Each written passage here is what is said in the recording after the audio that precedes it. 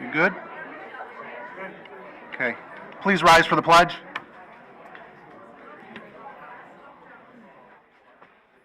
Pledge allegiance To the flag of the United States of America and to the republic for which it stands, one nation, under God, indivisible, with liberty and justice for all.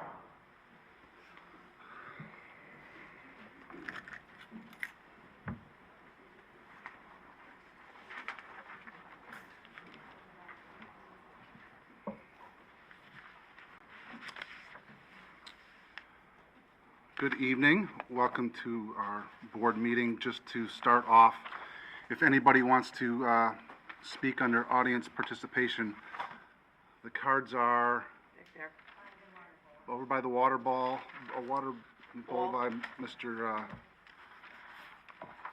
Yep, okay, right there by Mr. Roop. All right, very good. Just a couple things.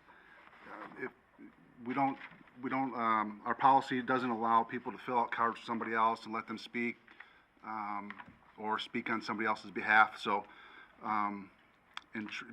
keep everything to 3 minutes. You'll get to the 3-minute point, let you wrap up your thought, but please understand that the thought should be wrapped up within 10-15 seconds, not, any much longer than that. We want to be accommodating, but we want everybody to follow the same rules that the board has put in place. All right. Ms. Hanser, will you take attendance, please? I shall. President D'Alessandro, Here. Vice President Griffith, Here. Secretary Hanser, present. Treasurer Schaefer. Here.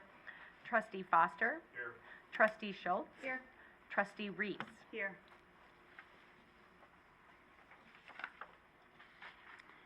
Thank you. Any changes to the board agenda? There aren't any. You may notice that Mr. Weaver is not here this evening. He is not feeling well. He asked if he could be excused, and I said, by all means, please take as many opportunities you can feel better. So hopefully he's feeling better soon.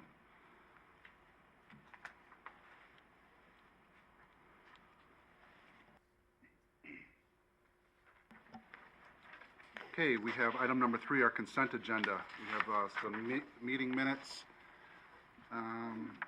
from October 25th. There's a motion. Mr. Griffith. Move to approve the consent agenda as presented. Support? Support? Eric? Any discussion? All in favor? Aye. Opposed? Motion carries. Thank you. Number 4, prearranged request to address the board, and that would be, we have 2 this evening. Mr. Bigelow from the middle school, and following that we'll have Aletha from Bridges. Where's Aletha? Always on, Mr. Bigelow, you're always on.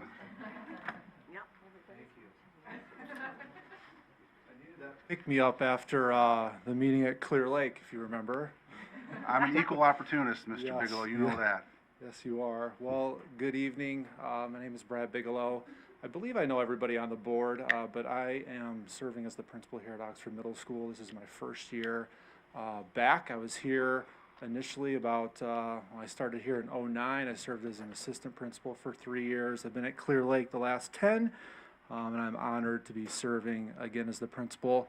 I wanted to take just a moment. I wanted to recognize 2 individuals who are sitting behind me in the back.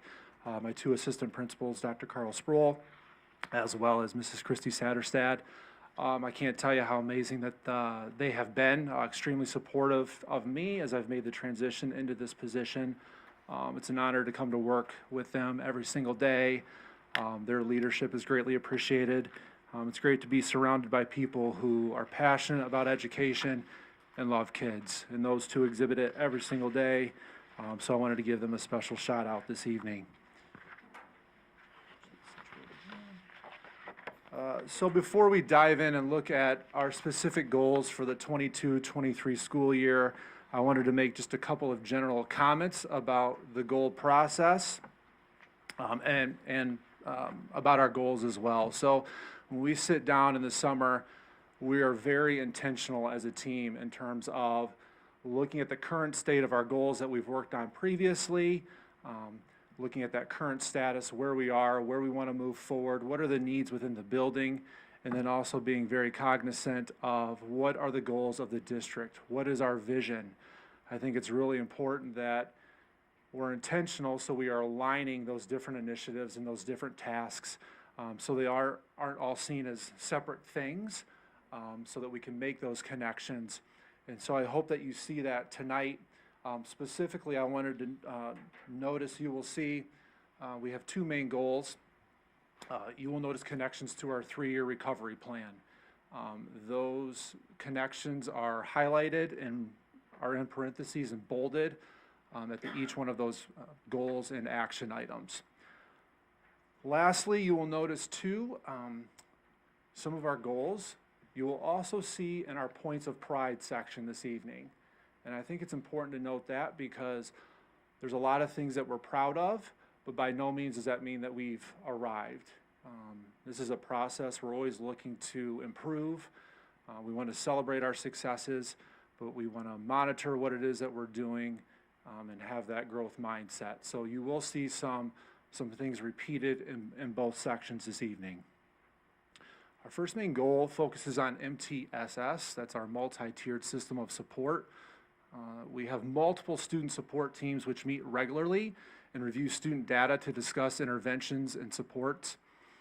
Some of those support teams include our grade level teams. We have our PLC teams, which are like our department teams. We have a DAISH team. You might be wondering what that is. We meet weekly. That's our dean, our administration, and our counseling staff. We also have a SAT team. That's our student achievement team. We meet regularly as well. Our teacher teams, our PLCs, they're going to be on the front lines with that Tier 1 intervention in the classroom. It's looking at that student data, those behavioral strategies that they're implementing in the classroom. So they are looking at that data consistently. We're looking where there's gaps in learning and looking at ways that we can improve. Our DAISH team and our SAT team are going to come in when students need more intensive intervention. So as we progress from Tier 1 into Tier 2 and Tier 3 interventions, we continue to get involved with that. I do want to specifically mention one of the most important initiatives that we'll have this year under A2. It's the development of common assessments. We're doing that very important work within our PLCs. We meet pretty consistently during our late start Wednesdays. That's work that's been ongoing over the course of the past year or so. We have folks in different spots, but that's work that's going to continue this year. We've also developed an assessment data protocol that's going to help us better understand the progress that our students are making. It's going to provide us feedback in terms of our instruction and what perhaps we can change and enhance and do better. It'll give us an idea of professional development perhaps that we can provide to our teachers. And most importantly, it also provides feedback to our students. So we want to make sure that we're giving them timely feedback. So the implementation of the assessment data protocol is going to be extremely important as we develop our common assessments. As we shift gears from the academic side of the MTSS process, there's the mental health behavioral side. Starting last year, the team here did a tremendous job before I came in and put in place some really strong positive behavior interventions and supports. It's a team that meets monthly now currently. It's a team that's pretty diverse. We have teachers from different grade levels. We have special ed teachers. We have our dean. We have administration. And they get together. They talk about discipline data. They talk about observations, issues that perhaps are going on in the building. They also begin planning advisory lessons, things that maybe we can address during that time specific to concerns that are going on in the building. And again, because that word positive is on the front end of that, it's really how are we going to recognize our kids? We want to make sure that we're giving them props for all the great things that they're doing, especially at this age, at the middle school level. They need to be recognized, and so we're trying to be extremely intentional with that practice as well. We recently surveyed all of our students during advisory. We want feedback from them in terms of what's going well, what do you like, what can we improve. And this is one of the areas that we surveyed our students on. And 82% of them felt up to this point the lessons that we've developed during advisory have helped them better understand the expectations for how they are to behave and conduct themselves within the building. The second point there is the structured use of SABRS, which is our behavior screener that we do 3 times a year. We just administered that in the month of October. There's 2 components to SABRS. Our teachers take that. They take it on their advisory students, and then the students also do it as well. So it's called My SABRS. It's a self-assessment where they rate themselves through that screener. So again, our teachers have spent a lot of time analyzing that data as well, looking at the similarities and differences between how they rated their students and how the students rated themselves. And then the second part of that is the trusted adult data that we've gathered from our kids. So it was probably 6 weeks ago or so, we had a lesson during advisory on what is a trusted adult, who is a trusted adult, and then we've asked our students to select who is your trusted adult in the building, who is your go-to. So we've asked them to identify that primary person, and then we've also asked them to, if they're able to, identify who are your secondary go-tos within the building. We share that information with our teaching staff. We think it's important that they know the kids that come into our building every single day, this student has identified you as their go-to. We want to make sure that all of our kids, their needs, they're feeling supported. And so that was a really powerful process for us when we looked at both sets of data together. One of the things that I wanted to share is we had the first go through, we had 91% of our students identify who their trusted adult was. So the students who didn't identify a trusted adult, this is the common themes that we found. 1, they're new to the building, which makes sense.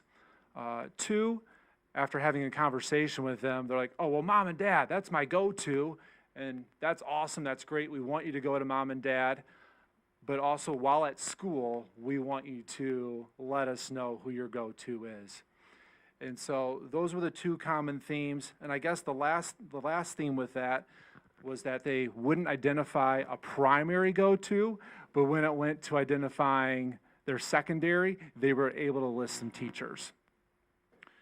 One other important thing that I think we did as a staff when looking at these 2 sets of data is our teachers were able to identify students who rated themselves low on the SABRS, who didn't identify a trusted adult in the building. I think that was really important information for us to have. So as teacher teams, we're looking at that data, we're being intentional with following up with those students to have conversations and make sure that we're providing them with the supports that they need. I will share this with you as well because we surveyed our students on this piece as well too. 90% of our students said that they understood what a trusted adult is and who they can go to. And then 85% understood how to report information to their trusted adult, like the process in which they were going to do to go find that person. And then also how okay to say works as well. And we'll probably touch upon that again here in our points of pride section.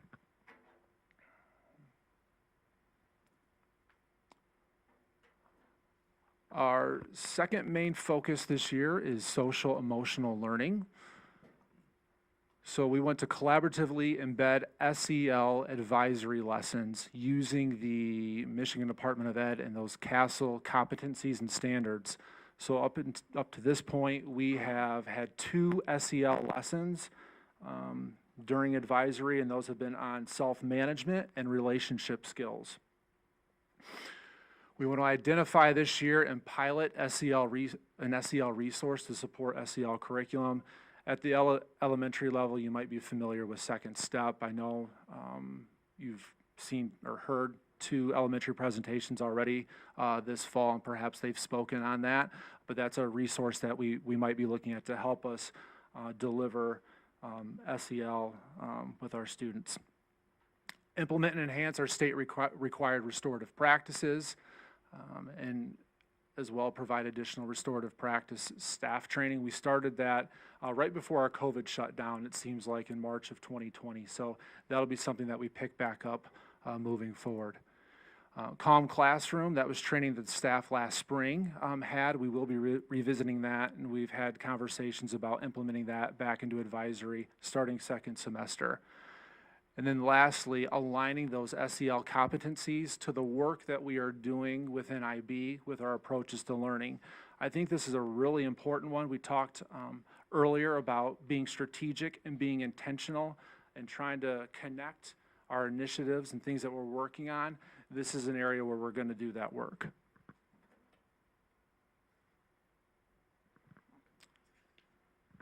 All right, points of pride. This is always fun. So PBIS, Positive Behavior Intervention Supports. Again, you see the student on the right. Our kids have the opportunity on a daily basis to earn Wildcat Cash. It can be for things connected to the learner profile. They're being caring, they're being a thinker, they're being an inquirer, they're being principled, just helping out in the lunchroom, caring acts. We want to positively recognize those behaviors. So we give them Wildcat Cash. And then they have the opportunity to go to the Wildcat Shack. You see on the left-hand side there, Mr. Mueller with some of his students. I will admit I've been there a few times without Wildcat Cash and helped myself to some candy. I try to do it discreetly, but I gotta say that's a huge hit. Huge hit, by the way. Shack, I have yeah. a middle schooler. I threw away a couple bucks on it. You can't do it. It's valuable around here. I'm still hearing about it. Yeah, can't. Don't throw away my bucks. Yes, can't. No. So that's a huge hit. That's treasured around here. So again, we're recognizing students for Student of the Month. We're getting ready to recognize students here again. We just had teachers yesterday submit their names for who's been an inquirer during the month of October. So this was the month of September where we recognize students for being principled. And of course, we feed them a little treat as well. I have to say,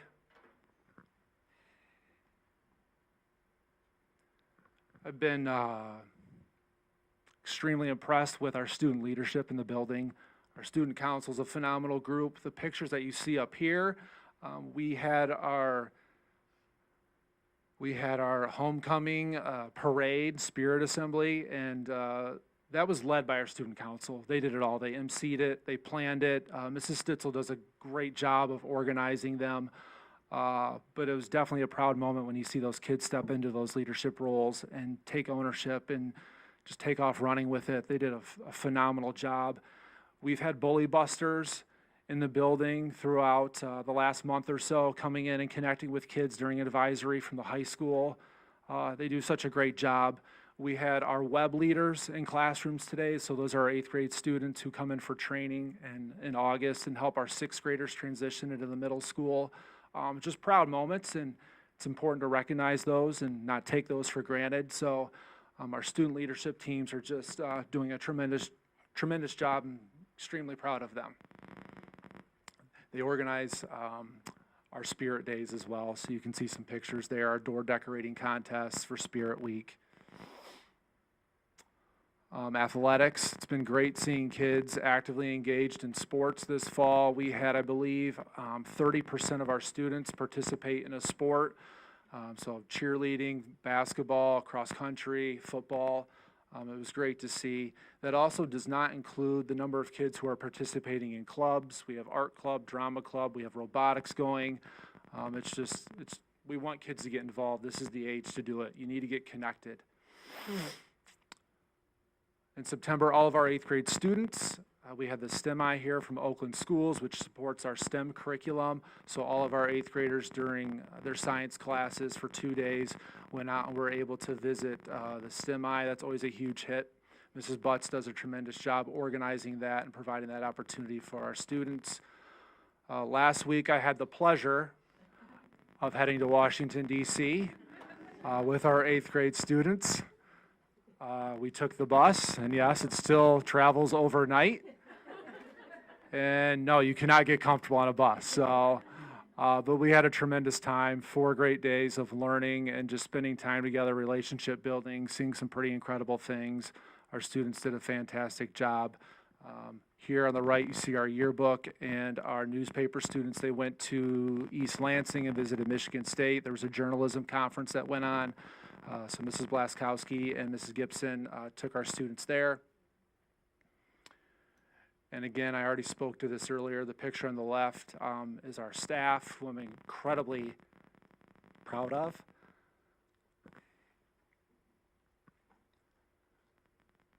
So we took that before the school year started. So that's that crew on the left. In the picture on the right, we do our beginning of the year code of conduct meeting. It's always super fun. We try to make it as engaging for our kids as we can, but you'll see that picture on the right-hand side.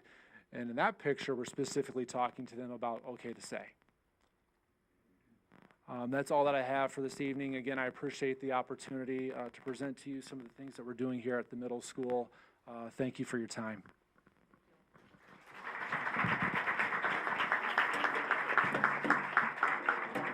Thank you, Brad. Any questions for Mr. Bigelow? Don't walk away yet. Sorry. Don't walk away. Anybody? Chad? Yeah, Brad, just a comment. The first slide we were looking at,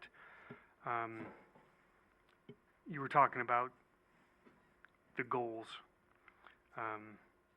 It's a tough time to be looking at those goals, but what I appreciated, we've got a good focus on mental health, emotional health, but balancing that with academic strength and rebuilding, recovering from learning loss. It's got to be a tough balance. It's finding the right balance, and it's daily, right? Right. Yeah. It ebbs and flows, for sure. Yeah. So I appreciate that. You gave us a lot of good detail there, and I appreciate that. Thank you. I'm kind of jealous. You got to go to Washington. Yeah, it's a great I made place. that trip Yeah, twice. I know the yeah. bus ride. Yeah, it's tough. We had incredible weather. We walked a lot, but it was great. So That's awesome. I'm glad that. a lot of bonding on the bus, for sure. Yeah. I'm glad that we were able to get the kids back into that I cycle. was as well. Good to see. Thank you, sir. Mary? Thank you. Thank you, Mr. Bigelow, and thank you to everybody who works in this building. I just love middle school. I love middle school. Thank you all so much. I do. It's so exciting. I think it's really important, this work that you're doing, and having conversations about trusted adults. And these are a lot of things that adults don't know how to have conversations about. We tend to live in this idea that everybody just knows everything. Like, you're just supposed to know things without having conversations. So I think that's really important. It's really great to see that you're doing that. I love the way everything is tying in together. And you can see what the results are. I'm also really excited talking about aligning SEL competencies to the IB. I was at the Clear Lake IB meeting with Ms. Schultz this week, and so that really struck a chord. I think that's really important too, about connecting everybody. When you talked about developing the common assessments, are you talking about taking the assessments that you already have access to and finding what you're working, or is your team creating what they need? Yeah, these are created as grade levels within their PLC. So our 6th grade ELA teachers, for example, they're collaborating and working through, they're really asking themselves, what do we want our students to know? They're kind of starting with that backwards by design approach with the end in mind, and that's how they're building that assessment. And so, I don't know if that answers your question. It does. So that and so that PLC model works really well for you. Let me know next year if it's continuing to work well, and maybe you can do a workshop at MASB at one of our conferences. Because we do hear about that a lot too at a board level, you know, is this, just their ideas, are you doing this, you know, in your district? And I'm glad to hear that it's working We're well. fortunate, we have some incredible PLC leaders within the district. They do great work, so might be something that they're interested in for sure. We're continuing to be such innovators. You know, we see something that we need, and our staff and our teachers are saying, well, then we'll do it. You know, it's not there, so we'll do it. I love how we continue to do that at all the building levels. Thank you, Mr. Beck. Thank you, I appreciate it. Thank you. You good? Thanks, Brett. Yeah, thank you. Thank you. Appreciate it. Okay. And now Oxford Bridges, Aletha Van Loozen, principal. How are you? Good, how are you?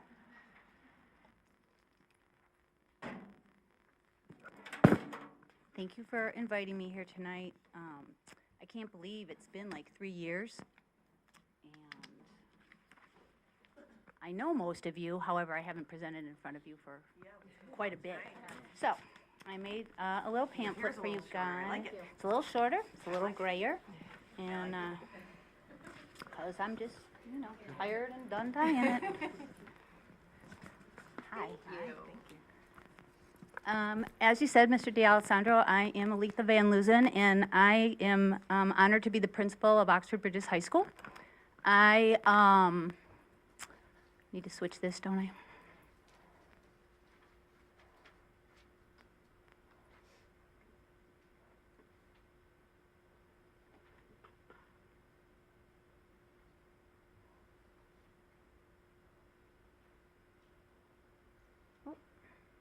Let's not go to the end. Let's start at the beginning. There we go. Okay. So what I've given you is just a little bit of who we are as a school. We are a little different than OHS, even though we're a high school. We are the seated alternative school for the district. And what I mean by alternative, as I explained to a couple of students today, what does alternative mean? Something different, right? So when we talk about alternative energy, we're still talking about energy, but instead of gas, we could be talking about electric for cars, right? And so that's who we are. We are still a high school. We still have a diploma, State of Michigan diploma. Our curriculum is still State of Michigan curriculum that we have to abide by, but we teach it a little differently. One of the things that we don't have, for example, is homework. Homework did not work in the traditional setting. So instead of reinventing the wheel, or instead of continuing on that same process, we don't have homework. We do all our learning within the class. Now, if students don't finish what we do in class, then of course they have homework. But for the most part, all of the learning is in class. We don't do midterms or finals. Most of our students have experienced trauma in their lives prior to COVID. So with that, sometimes learning is difficult because there's all kinds of other things interfering. So we do what we call units of study, and the units of study are, so let's say ELA, they do a unit of study, they're reading a book. They're reading a book through the unit of study, the assignments that go with it, the learning that goes with it. At the end of that, they're assessed through writing or however the teacher might be doing it, a project. And then we move forward to the next unit of study. So this helps students because a lot of times when you've been traumatized, you cannot recall very well. Your memory is lacking a little bit, I want to say. And so that helps them to be successful, but not in the traditional sense that we think of, which is we study, we remember everything, and then we take a test. So that's a little bit about us. Our school is 10 through 12. We don't have 9th graders. They are unsuccessful at Oxford High School. Our students are all from Oxford High School.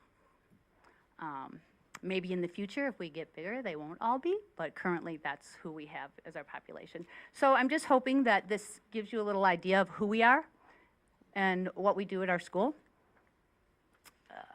So let's move forward here.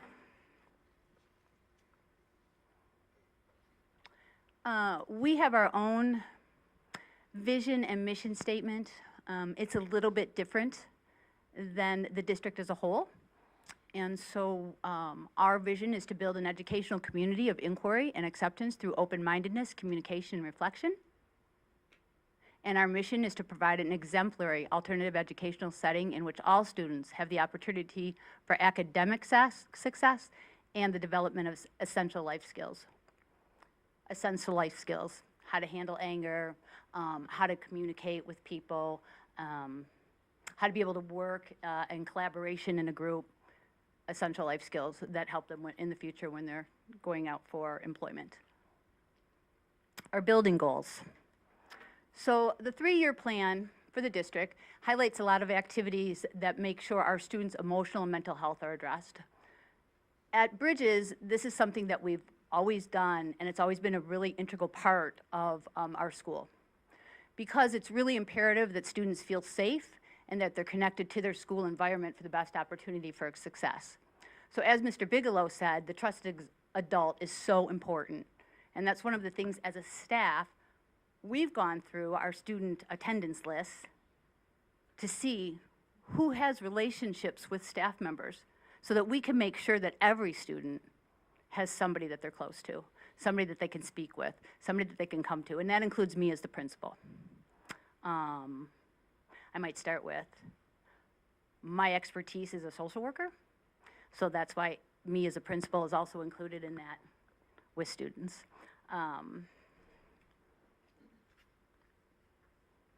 So our goals are that all the staff will be certified trauma informed. We have Oakland Schools that comes out and works with us, discusses trauma with us, and also discusses the best practices to implement within the classroom. Our teachers also, of course, have students that they're close to who share a lot of information with them. And they want to know that how they're responding and how they are interacting with students is helping them to the best of their ability and the best practices that we can do. We are increasing our social emotional learning interventions. So we have an additional student support specialist this year who is, has a counseling background. Our cultures of thinking, professional development, one of the things with that is as again, Mr. Bigelow had talked about, is the CASEL competencies, which focus on self-awareness, self-management, responsible decision-making, et cetera. My staff also, which is not up there, also with the SEL, is we are all restorative practice trained, and we do that regularly. We do it not just to restore culture, but we do it also to inform, or just to simply have some discussions with kids. So restorative practices or circles, right, comes from Native American, where they build community through that. It helps to keep communities whole. It helps to keep communities on the same page. We implement that at Bridges also. In fact, we just did that today in each one of our classrooms to just discuss how we're doing. How's our culture here? Do you feel safe? Do you feel like you're learning? Do you feel like you're connected? What can we do differently? Because when you're in a circle, you're part of it. So as a principal, I'm in a circle, but I'm part of the community. I'm not the principal. I'm part of the community. So I love it, and I love that we were trained on it. We've probably been doing that 4 or 5 years maybe. And then the last goal for us is to assess our online learning. So to design an instructional classroom model with academic interventions and supports. One of the things with online learning is it's just not for everybody. And so when our students come to us, they're behind, of course, and some of those classes they have to make up online. We're a 10 through 12 school. We don't have 9th grade classes. So they have to make it up online. One of the things that I found is that it is not, well, they're doing it to jump through a hoop, kinda. And I don't mean that in a bad way, but it sounds bad. They're doing it to jump through a hoop to get credit. And I want it to be meaningful to them. I don't want it just to be like I'm jumping through a hoop just trying to get through it. I want it to be meaningful. I want them to learn what's in biology. I want them to learn American history or whatever they might be taking. So one of the things that we want to do this year is really to look at that and see what we can do differently with it. Whether we can model some classroom strategies, whether we can do it a little more blended, but I haven't come up with a whole plan yet. We have not come up with a whole plan yet, so that is one of the goals, or another one of the goals. Points of pride.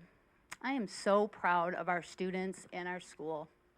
So the staff resiliency and ability to be present for the students, they have been wonderful. Keeping our school traditions even when they needed to look different. So our thankfulness feast, which used to be like at Thanksgiving, last year we had it in February. But it doesn't matter because we are still thankful.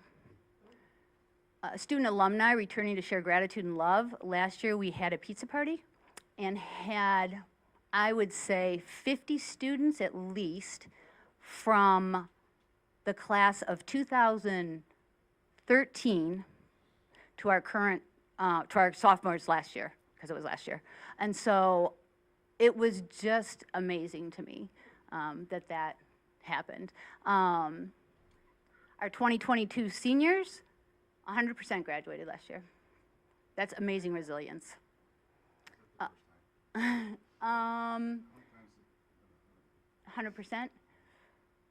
Yeah, it's not the first time, but for the most part, we have at least one or two, like this year. Again, we're gonna have probably a handful that will be fifth years. But that's the nice thing, is that they're fifth years and they still graduate. But this was 100%. We had a fifth year in there, but it was 100% of everybody that was in the senior class last year.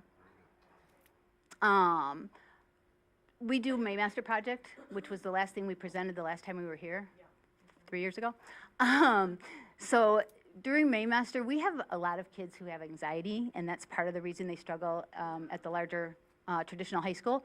And so my staff did an amazing job with those students, and they have to do an individual defense in front of all of us adults by themselves of their project. And they were able to get up in front of us and do a terrific job. And then the first 2 days of school this year, we decided to do a little different, and so that we could get to know our students and they could get to know us and they could get to know our culture a little better. So from 8 to 10 in the morning, we provided breakfast, like special breakfast, not just downstairs breakfast. And we did some activities with them, you know, team building activities, get to know you activities. And my gosh, what a difference it made. It was a great first 2 days that brought us, you know, into more of a community. And so just lastly, I have a lot of gratitude for my team. As you guys know, I usually bring them all with me, make them stand up here with me, which they hate. But the priority is always students.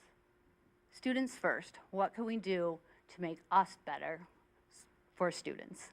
The focus and dedication over the last 3 years on teamwork, culture, and student success has been an amazing testament to who they are. I'm very proud of who they are. And we would not be without them. One of the things that I learned many years ago is that as a leader, I might be smart, but I'm not nearly as smart as the people I want to pull in and be around me, because they make me look good. I get so many compliments about a wonderful school I have. It's my team that makes that school. It's not me. And so this is just a little something that I put together since I did not bring students with me, and I hope you enjoy it. It's just a minute and 27 seconds, if I'm not mistaken.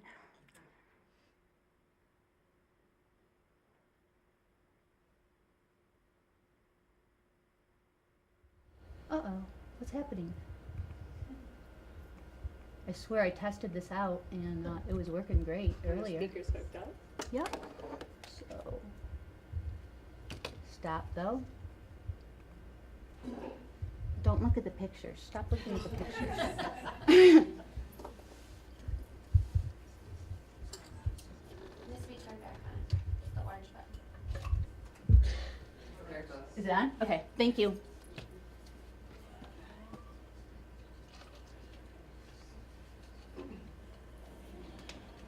What Bridges means to me is a place where people can get the accommodation that they need without like being embarrassed for it or it feeling like a burden.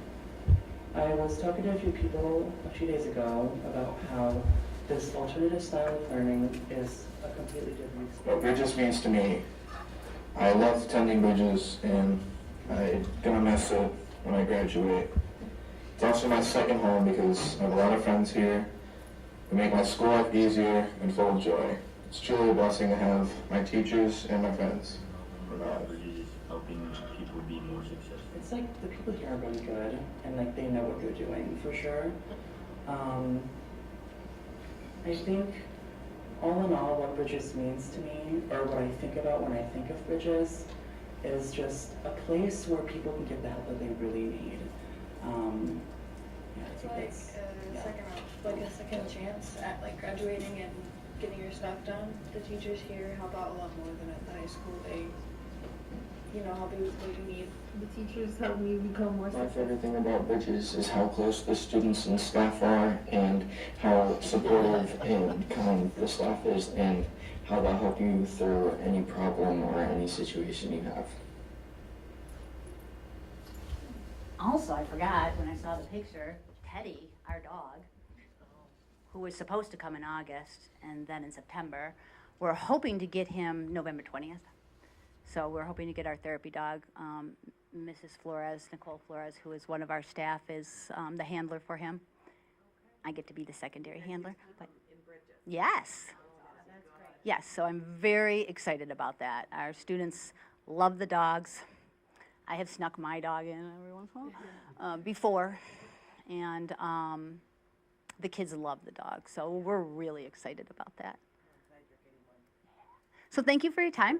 I don't know if you have any questions for me? Anybody question for Aletha? Mary? Go ahead, Mary. I would say something. Thank you so much for coming, Aletha. I love hearing the stories. I think that graduation for Bridges is just one of the best.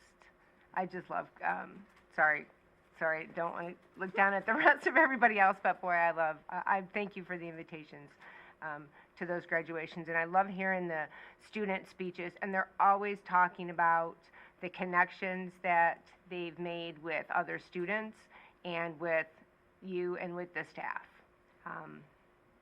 Always. They always have something great to say. I'm excited too that you're taking on better ways to with the online learning, and helping the students get caught up, because I mean myself, I spend a lot of time jumping through those hoops just so I can get, memorizing or doing whatever I had to do. But it's so much better if you actually get something out of it. So I think that's great that you're taking that on and finding ways that you can coordinate with some of the success that you already have. Thank you. So thank you so much. Great job. I love it. Thank you. Chad? Thank you. Yeah, Aletha, I just wanted to, I don't know, make an observation. While you're talking through all of this stuff, right, we're talking business, but your love for the kids and for your staff, it shines through everything you say. And that's coming in very strongly from what you're talking about. But I get this from Brad when he was up here talking. I hear that in the voices of all the staff and teachers that are in this room tonight. I don't want that to be lost. Thanks. It only becomes school if we forget the rest. Anybody else? I'll just real quick, Aletha, I've been around probably almost as long as you have. And I've just enjoyed watching your school grow, and it's not just by numbers, but by the respect that you give our students,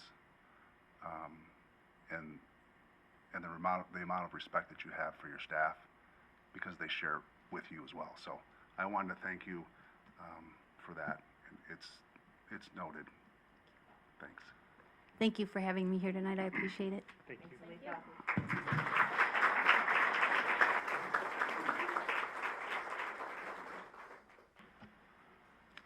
Okay, now we'll have the good stuff. has been presented. We'll get to the Board of Education matters. Item number 5, there's a motion, we're gonna have to reschedule the November 15th meeting for a couple of different reasons. We have some business that we need to take care of, and we want to make sure that we gave staff the appropriate amount of time to make sure that they were able to provide us with the information that we needed. So we're asked to bump that out to the 22nd. So there is a motion on the floor for that. Does anybody want to read that? Sure. Heather. All right. Move to approve to reschedule the Board of Education regular meeting scheduled for November 15th, 2022 to November 22nd, 2022. Is there support? Support. Colleen? Support. Okay, Colleen. Any discussion? Without discussion, I just want to make sure that everybody's has it on their calendar and can be here. Yeah. So in case you didn't hear that, just want to make sure everybody's okay with that. I should be able to be here. This is made out of wood. Knock on wood, I will be. I will do whatever I have to do to get here for that. So, We have to vote then. yep. All in favor? Aye. Opposed? Motion carries. Okay. Item B, permanent memorial discussion. I'll start that off with just kind of the reason that I thought it was important to add it to the agenda. You know, there was, I would say, I know it was here, I don't know exactly when it was, sometime last maybe May, if I'm guessing, somewhere around that time frame. And there was some discussion about the permanent memorial and what that would look like. And so we had a discussion about it, who felt as though it was appropriate, who felt as though maybe it wouldn't be, maybe it should be ours to handle, maybe it shouldn't be. And it kind of was tabled for a while. And then the predecessor announced a 3-person committee. 2 of those 3 will no longer be on the board. So I just want to open it for any sort of discussion before I give my thoughts on it. Does anybody have any feelings towards keeping it the way that it is? It's up to the board. It's really a discussion I think we need to have. I think my comment. Yeah. Heather? So, I brought this up before when we talked about the Permanent Memorial Committee. So, permanent means, you know, long-term, permanent. That's it. So, to me, this is not a board, something that the board should be involved in really at all. This should be, to me, a collaboration with our community, a collaboration with the families, specifically the 4 families under their direction. If they want to nominate somebody or whoever, you know, if they want to ask somebody on their behalf or whatever, however they want to handle that. But this is not what the board's business is supposed to be. So to me, I was never on board with really even having a committee. You know, if we want to kind of help get it kind of started and moved in the right direction, but this is really not our place. So I felt that way about it before, and I will say it again. Okay. Anybody else? Chad, you, just clarify, Chad and Mary are on the committee currently, so go ahead. Yeah, so I guess through the course of being on the committee, we had plenty of discussion around what the board's role should be.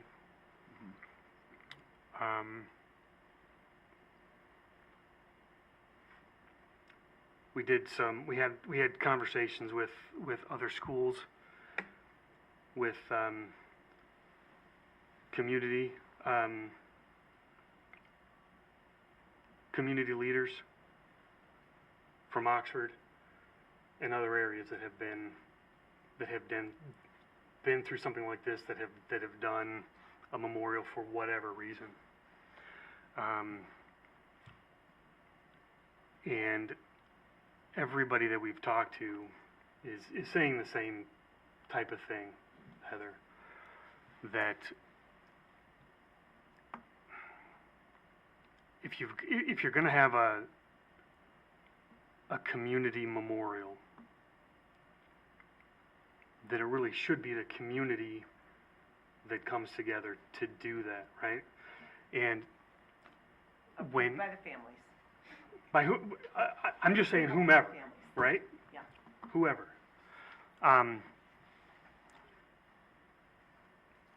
So thinking back to the conversations when the committee, and if you remember something differently, let me know. But you know, thinking back though to the conversation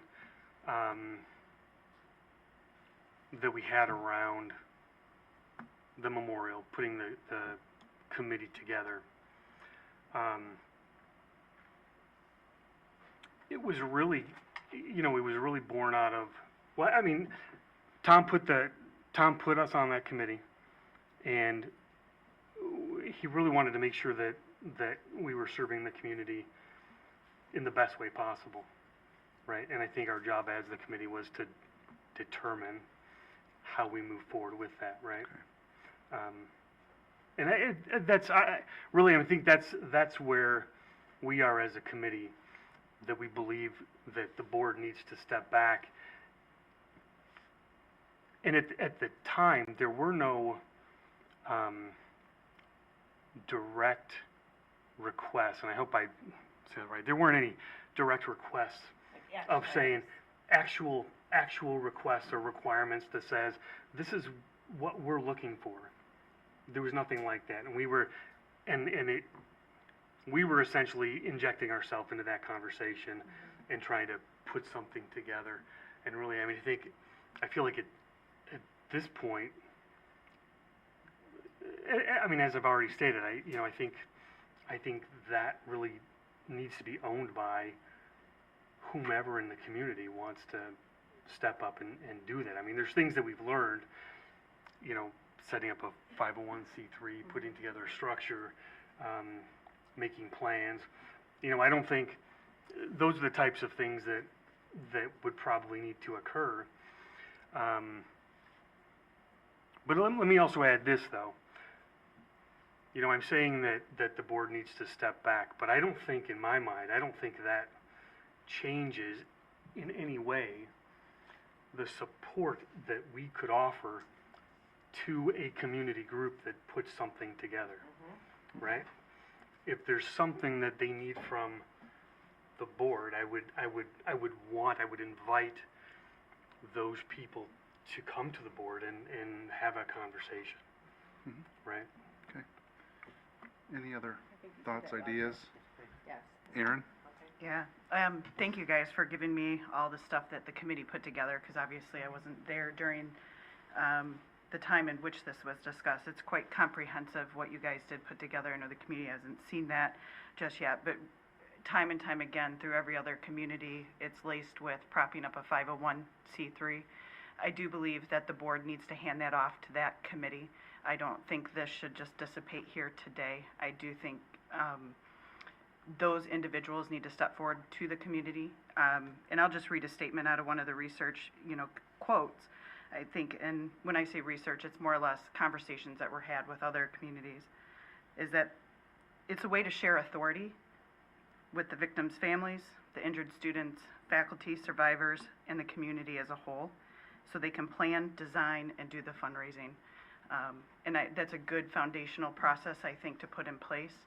A lot of these take time because there's acquisition of land in most of these cases, and quite beautiful structures that have been propped up that were shown through some of this stuff.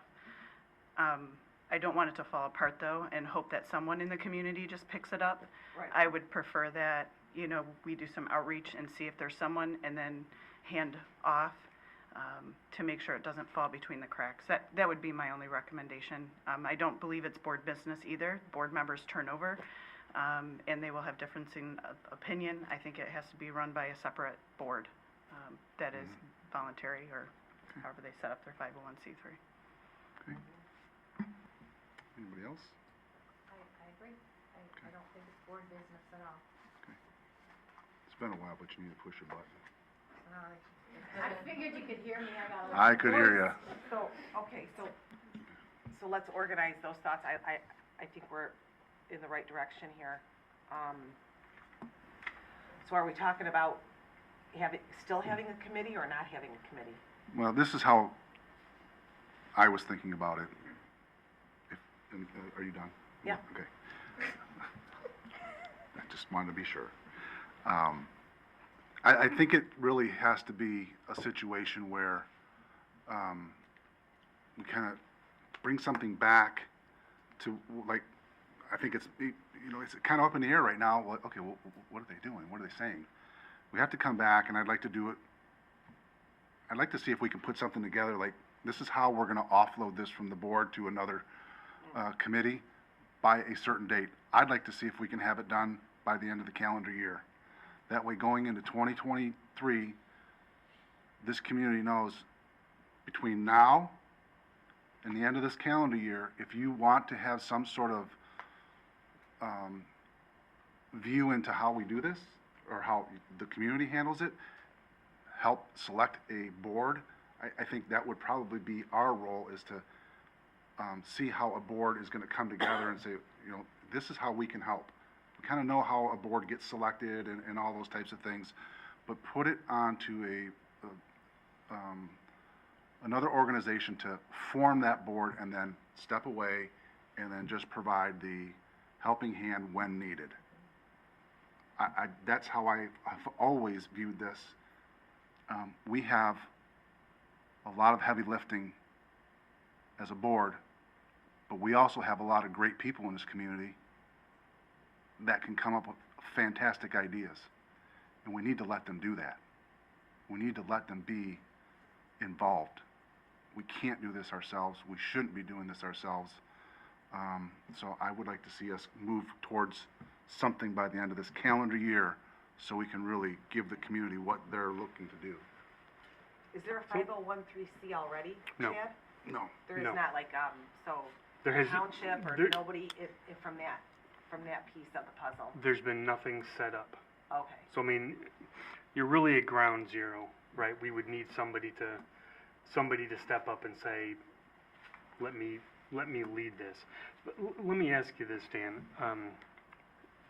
Are you suggesting that we act, I guess, as mentors? Or are you saying that we put that board or that committee and assemble the right? No, I don't want to be involved. We have policies and bylaws to be a board. So. That 501c3, Yeah. that 501c3 would have their own. Yep, so we want to, policy. it would need to be a committee. Right. You can have a committee at your church, you can have a committee in your neighborhood, you can have a committee. We just have to, we have to can't let. have a board. We leave- can't instill another board. Right. Because then there'd be no setup of No. policies, procedures, bylaws. It was There are a lot of, officers, election of officers, it would, there are a lot of great people that know how to do this out there. And I'm just hopeful that somebody will step up and throw their hat in the ring to take this to the next level. Because as a community, this isn't just about Oxford schools, this is about Oxford. So, let's plan on by the end of this calendar year having something, maybe, hopefully some people will contact the district and say, I would like to do this, and then, when you say the district, who are you telling? well, that's what I'm kind of asking myself as I'm, We're opening that up. I'm kind of So- turning the wheels as I'm going along. I think maybe, no, not Dan D'Alessandro, believe me. And not the superintendent. No, I think maybe they would Also not a submit it in writing to, how about we do this? How about by our next meeting on the 22nd, we identify a person that those that want to be involved can communicate with, Okay. and then we'll have that put in place, Maybe it'll because, be a community person and a school person. correct. What I've learned is if I try to do something kind of on the fly, I usually get it wrong, so, All right. all right? Okay, if I could just add just one more comment. I hope that the conversation that we're having here is being understood the way we mean it. This is not the board saying, this isn't something we're interested in, or something that we feel is not worthy. It's really us saying, we shouldn't be getting in the way. Right. We want Very want much so. you as the community to really have the ability to do what you want to do. We just don't want to be here saying, no, this is what this group of 7 thinks you should do, and then we put our guardrails around it. So that anyway, I hope it's coming across that way, because we're really just trying to put this in the right hands. Colleen? I'll turn that on. I actually think, when I said I thought this was not board business, I didn't mean that in an uncaring way. I just think it's bigger, and I agree. I don't want to say more important than the 7 of us, but it is bigger is, and more though. important than the It 7 is of more us. important than us. Yeah, and it really needs to be community and family driven. I agree. You know, I think that's a great idea, a great plan. One of the things that I will tell everybody is that has, you know, as you go out and you travel and you do things, and, you know, people know you're from Oxford, and they ask you, you know, how are things going? How are you guys moving on? And I tell them, we don't move on from November 30th. But we have to move forward. We have to. Moving on is never the right phrase in my mind. But this memorial has to be us moving forward as a community. So let's put a plan together for our next meeting, so that we can get this thing rolling, so we have a contact person. And to And Chad's we can point, communicate that to everybody so that they know. correct, to Chad's point, quite opposite of us not caring, it's because we care that this is done right. And we want to make sure that happens, so. Yeah, I hope Okay. I didn't come across the No, wrong way when I no, not at opened all. it up by saying that, because that's what I meant. Yeah. I think we all did. Okay, I think there's certainly, at least myself, you know, I've worked in nonprofits my entire career. Should that committee need mentorship in setting those processes and policies up, I would be more than happy to help. Oh, that'd be great. you want to write that down? Okay. Very good. Okay, item C, purchase approval. There is a motion. Does anybody want to read that motion? Chad? Move to approve the purchase of Evolve Express units from Evolve Technology for the amount of $185,400. Is there support? Support, Mr. Foster. Discussion? So let's talk about where these are at, Correct. so that everybody knows, because there's And- lots of opinions and talks Can about I, that. I'll kind of give you some, this is usually where Mr. Weaver would give us his wide array of information on where we're at with these systems and this technology. So, this covers not only the purchase of those units, but also the yearly maintenance for those units. So while it may seem like a big number, it is ongoing maintenance of those systems. And how many? So there are 2 additional ones here at the middle school. There was a incident a couple weeks ago, happened either late at night or early in the morning. Phone call came to me. Mr. Weaver expressed concern. He said, hey, can I have authority to make an emergency purchase? And I said, well, that's nice of you to ask, Mr. Weaver, but I don't have the ability to give you the authority to make that right now. I have to speak individually with board members, and I went through each board member, and they agreed that it was a necessary purchase, so I called him back later that afternoon and said, I've talked to almost everybody except for one, and I'm pretty confident that you can go ahead and make that purchase. And so he did, and that's what led us to this. So it was, it's gonna help us here at the middle school. If you're not aware with the Evolve systems, you'll see them at the entry points of this building. You'll also see them at the entry points of the high school. And I see Mr. Barna standing up, so I think maybe he's gonna give me some more information. Yeah. Yes, thank you.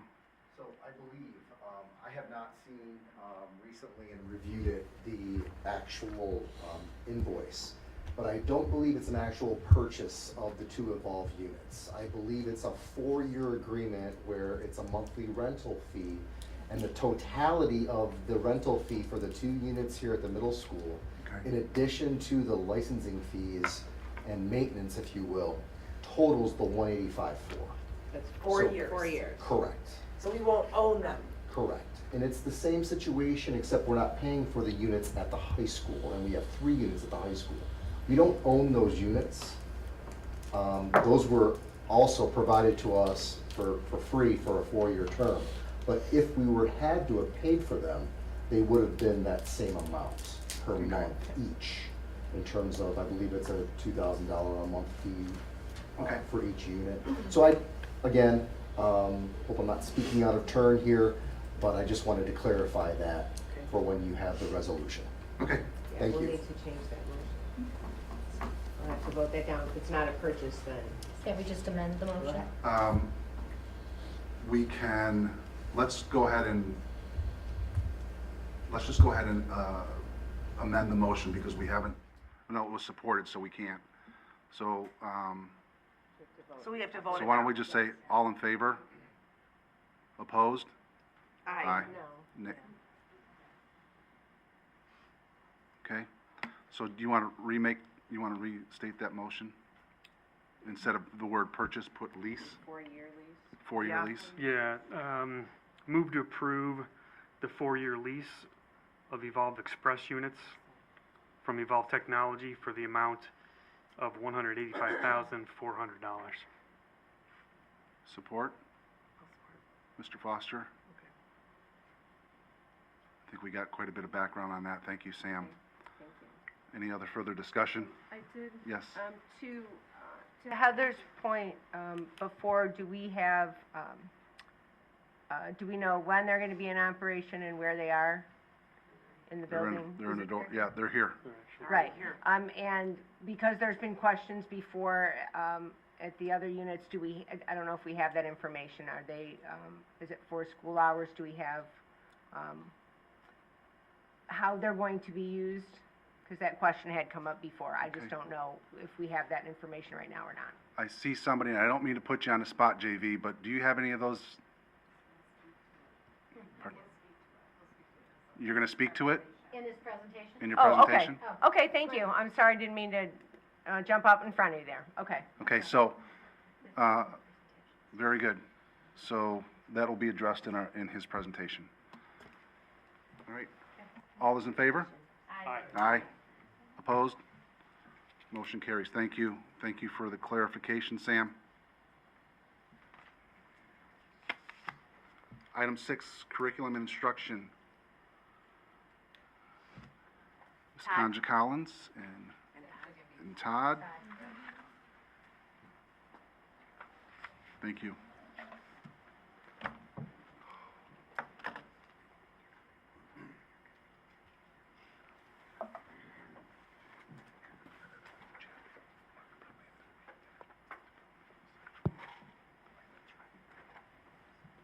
Good evening. So, evening. thanks for having me. And I guess I want to start, I'm going to do a summary of our student services and overview.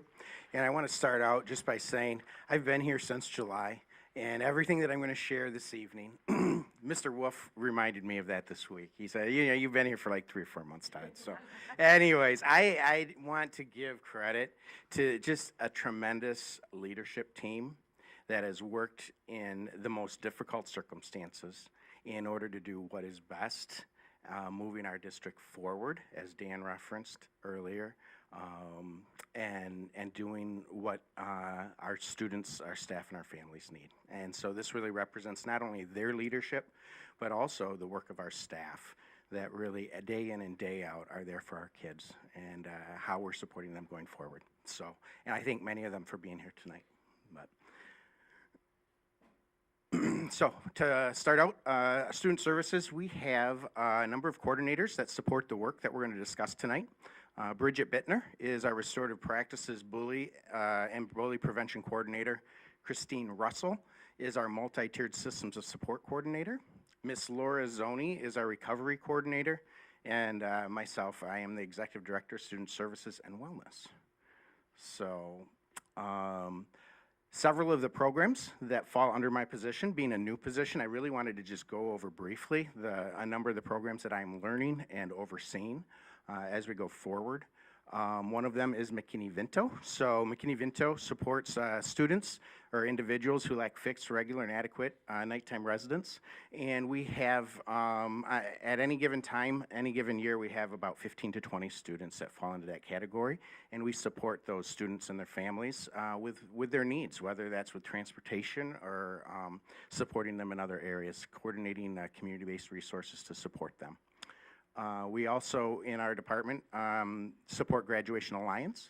And so Graduation Alliance is really for previous students of ours, age 21 or younger, who were unable to finish their high school diploma with us in Oxford. And so it is an online program, and currently we have about 10 students in there. I think last year we graduated 19 students from the Graduation Alliance program.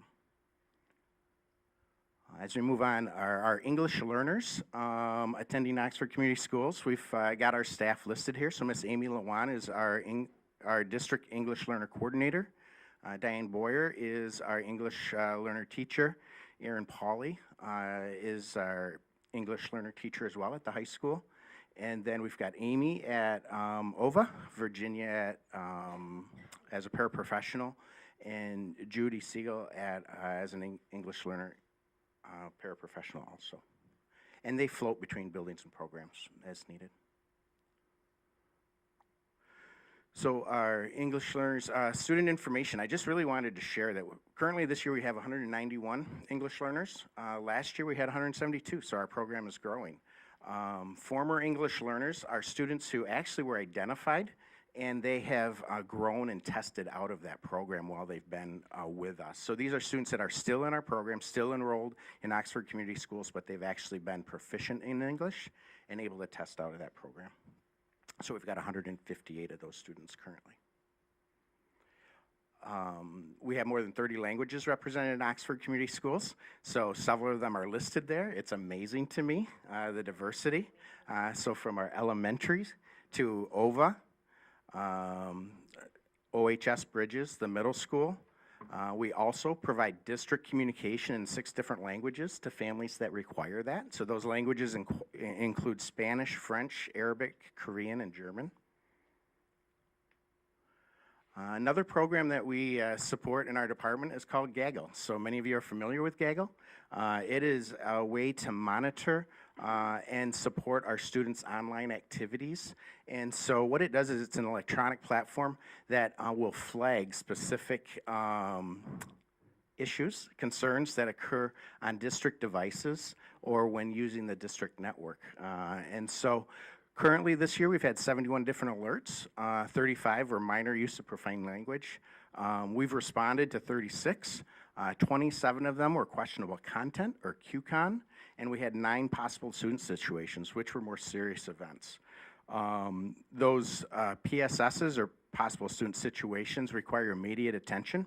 Staff is identified 24 hours a day to respond, and staff response occurs in under 5 minutes typically.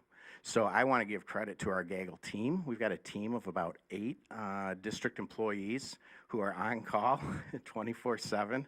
And, you know, there's evenings or nights that I've spent, you know, 2 a.m. or whatever, you know, 12:30, and your phone goes off and you respond. And, you know, we've got a great team that has been really good about being able to address those needs, contact families, get into the, you know, we go into Power School, look at, has this child been in contact with a counselor? You know, is there a history here? You know, how can we support this child? Do we need to contact their parents, or can we manage this in the morning through mental health professionals in the building? I will say that we are adding to that group, so I've got 4 new members that are going to be joining the team. We're just making plans to onboard them today and train them in that system, and so we're going to be growing that team so we can have half a team on 1 week, and then we'll move and they'll be off the following week, so it'll be 1 week on, 1 week off. Up until this point, we have all been on call. Yep, 24/7. So, and doing a good job of it. Next is I wanted to talk a little bit about our crisis response model, which is PREPARE. So PREPARE stands for Prevent, Reaffirm, Evaluate, Provide, and Respond and Examine. PREPARE is really our platform for crisis response. We've looked at, it is a model that is supported across the county, regionally, statewide, and nationally. It allows us to have a common language and a common response when crisis arises. With our staff in our district being trained in PREPARE, other communities that have similar training can support us if we need it, and our staff can go support other communities when needed.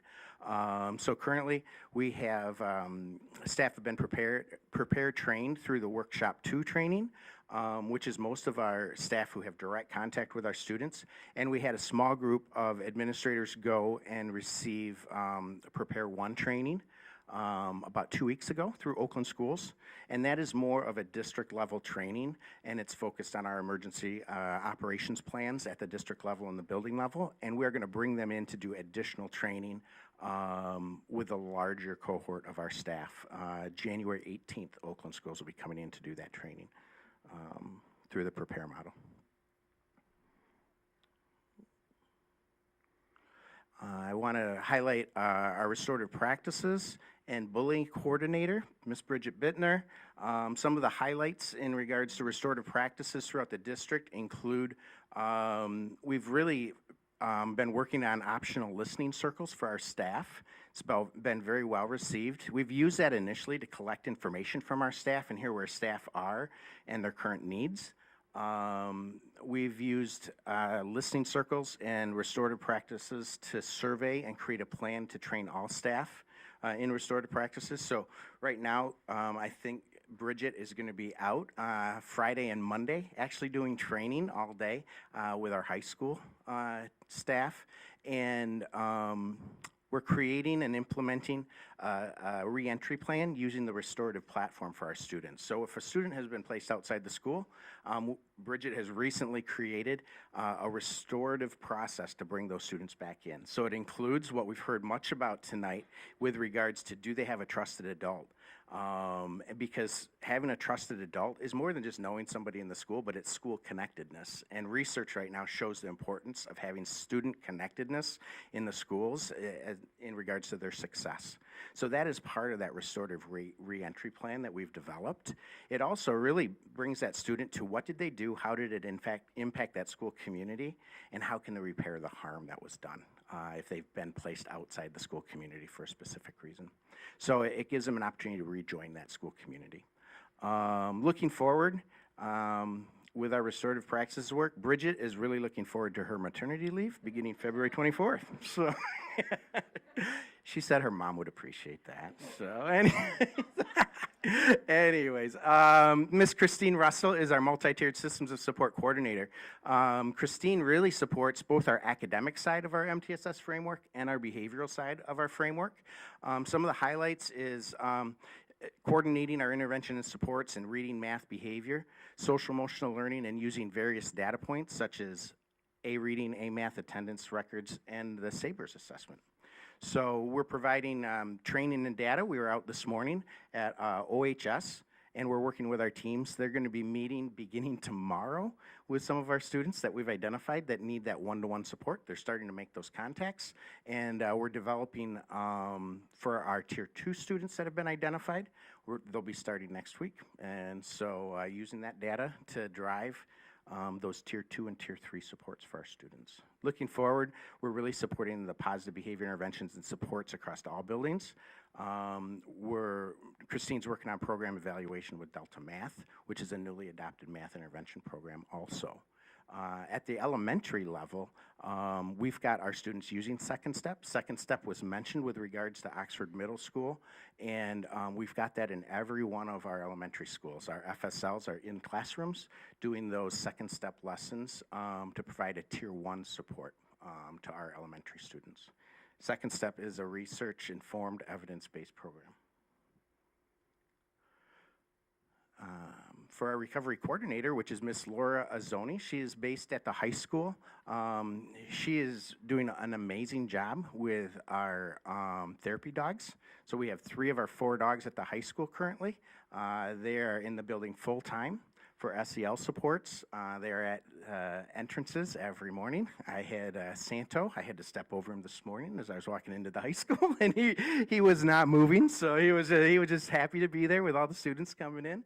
And we do have the transitional memorial in the PAC that is open for all students and staff, and Laura had a big part in that, in transitioning that and working with our families and staff and students. Our remembrance room, Laura is working with our student group that is really developing and finishing that off. They're really honoring the students' wishes with that, and Laura's working closely with that student committee that's involved with the Remembrance Room. We're doing a lot of work around Wildcat Remembrance Day planning for November 30th, and Laura works with communications and supporting our school partners in the community. The Resiliency Center has been amazing, and we've got a number of other regionally based partners from Oakland schools to some of our local churches that we're partnering with activities for that day as well. So we continue to focus on our ongoing partnerships with community organizations in our recovery. So week of 11/28, we're planning on lighting up Oxford High School. So there'll be lunches and gifts and students for staff. The Brighton dogs will be in, which were here last year.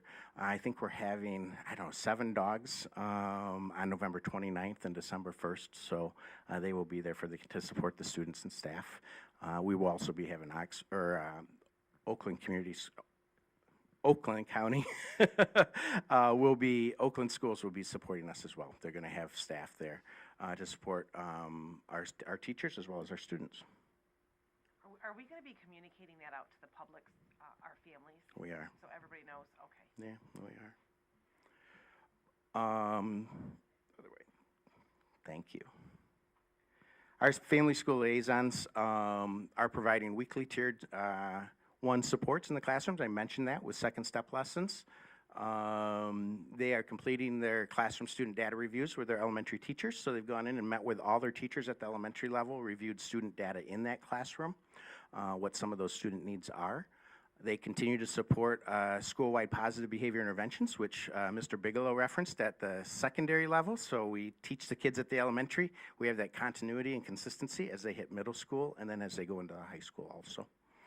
Our secondary family school liaisons are providing the Tier 2 skill building lessons for students, not only in the academic learning lab, but they're also doing circle work with our students with the restorative platform also. Our leadership and mentorship students are going to be working on developing that youth advisory council, which will be important. They are also involved with the Bully Busters program. Brad mentioned they come here to the middle school, support our students with the bullying education component. So we started with 3 FSL positions in 18, and we've grown the program to 9 FSLs across the district. We've got one FSL in each of our elementary buildings. There's 5 total. We've got 1 FSL at OVA, 1 at OMS, and 3 at the high school. Some of our community partners that I want to just give reference to is the Office of Victims of Crime and Training and Technical Assistance Center. It's called OTAC, but they've been a great support to us and just kind of guiding us there was reference to other communities with the memorial work that we've done and having contact there. They are really our source to guide us with just kind of missteps and making sure that we're moving in the right direction and we can avoid some mistakes that other communities have made and really guide us as we move through our recovery. All for Oxford Resiliency Center has been an incredible support. Common Ground, Easter Seals are both mental health supports that we rely on. We've got Journey Lutheran Church, the La Familia, that has supported us with some of our English learners. We've got North Oakland Community Coalition, who actually was doing some prevention work this week at the high school around vaping and suicide education. They had tables set up at lunch for our students at the high school to give them that psychoeducational component of learning. And we also have Oxford Addison Youth Assistance, which is actually based right here at the middle school, but they are also partnering with North Oakland Community Coalition for some of that prevention work, so around suicide prevention and vaping. Some pictures of our dog pack. So Oxford Wildcat Pack, our therapy dog update. Here's some pictures. And we've got Allie, Santo, and Bean at the high school, and we've got our elementary ones there. Allie is going to be reporting to Oxford Elementary on Monday, so she is she's completing her training, and Monday is her first day. The kids had their assemblies this afternoon, and they were all excited. They had Oscar there from the middle school, and they are learning how to receive Allie at the elementary school on Monday morning, so they're excited over there. I just wanted to reference our work in student services around the 3-year plan. And, you know, we've had the 5 different strategic areas that we're focused on, being safety, security, mental health, social emotional learning, staff wellness and retention, as well as our community and government partnerships. Our mental health and SEL committees were kicked off this week, and they were absolutely amazing. We had student representatives there, we had parent representatives, we had staff and administrators, and I'll tell you what, we had just the best energy. And it was the best 3 hours of my week, and I have a pretty good week. So anyways, but no, it was really good. And SEL followed it up today over at central office, and they had the same experience. They just had an amazing time. So I really want to I want to take that energy and those people that are involved in that committee, and I want to point to the life cycle of a disaster up here as I kind of close. And this has come from the Department of Justice and their studies of other communities that have experienced other mass casualty events such as ours. And so this is research-based. And as you go through this, you kind of look at the trajectory of what the community goes through. And as you come up to the 1-year anniversary, which is, it's really over here, and it's a challenging time. And we're in the middle of it. And I can say that our staff that are here tonight, staff in our high school, it's a difficult time, and it's a heavy time for them right now. But what I really want to project is there's hope, and we've got to provide that hope for our staff and our students, because the research shows that other communities that have gone through what we've gone through begin this upward trajectory as we move through this. And so as we do the work that's being presented tonight, be it at the school level or at the district level, it's really moving us through that trajectory of hope and healing. And so I want to encourage you with that tonight too as I leave you. So any questions? Anybody with any questions? Mary? Mary? Mary. Wow, I'm listening. Go ahead, Mary. I'm listening, and thank you for the closing message too, Todd. As we were talking about before with talking about having trusted adults, you know, sometimes things are just hard, and that's okay. So thank you for that.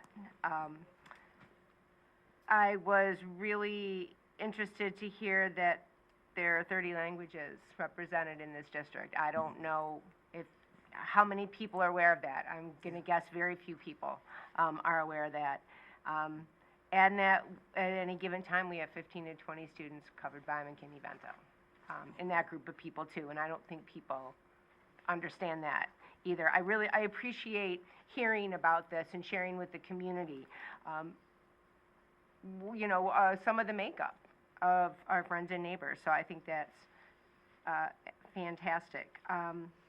And thank you for the explanation on restorative circles and restorative practices and why we do that. I know those are buzzwords that go around the community too and out into out in circles in a lot of places.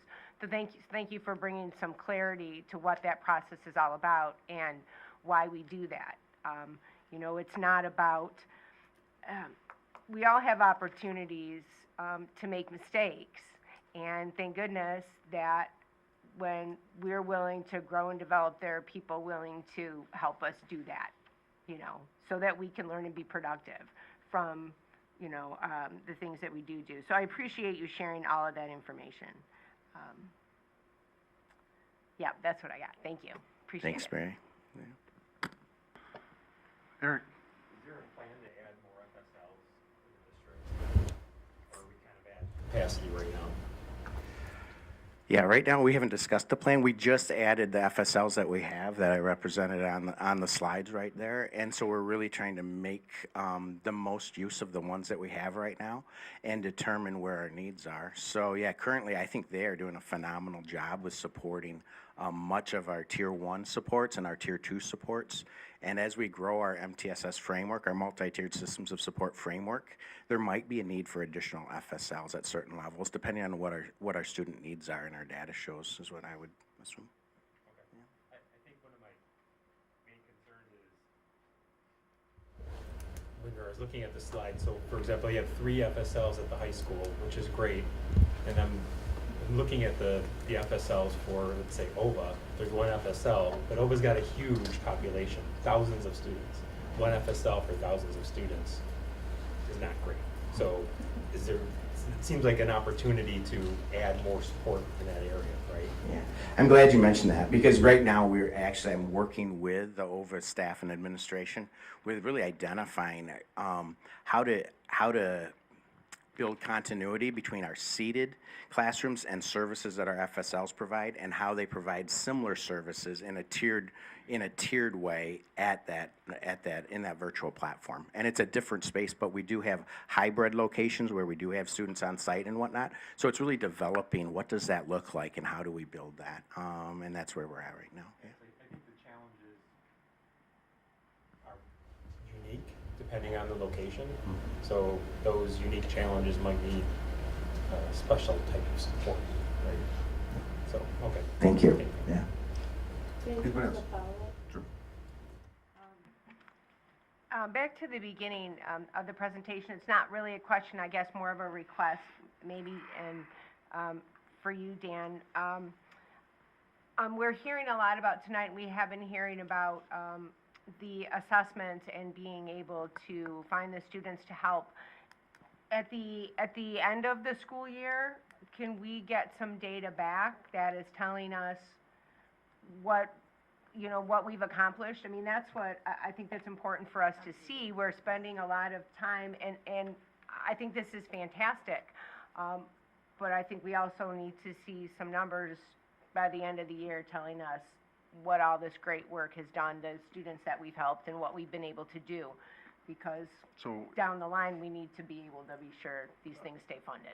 Are you asking me if we can provide some measurables? Yes, please. Okay. That's- I will jot that down, and I will. So how many FSLs did we have a year ago? That's a good comparison. I think we had 3, if I go back to that Total in slide. district. Yeah, I think so. No, a year ago? Ms. Condra Collins? 5? 5. And now there are? 9. 9 total. Thank you. Okay. All right, I jotted that down, Mary, and I will do what I can do to follow up and see if we can get that. Yeah, what I will say, Mary, is that is really, when we look at a multi-tiered systems of support framework, that is what it is built on. It is built on identifying students with data. It's about tracking data with evidence-based interventions, and then identifying how students respond. And either, if they don't respond, you pivot and provide a more intensive intervention, or they respond well and they don't need that next tier of interventions. So yeah, that is really the idea. And you manage that data. You have to manage that data in order to track your progress and kids' needs. Yeah. I think the goal, the goal and my thought is, first of all, is it effective? I mean, we don't want to keep doing things that aren't effective. And where are we going to continue to invest? Where is it going to help the most students? So I want to be sure that we can identify that. Thank you. Anybody else? So I've been thinking about this, and I think this is the right time to interject my thought. You mentioned staff and students. That's why we're here. It's why we exist. It's why we do what we do. This is why we volunteer for this position, staff and students. I want to make it real clear. This board is here for our staff and our students whenever you need us. When you feel as though you need us, you need to let us know.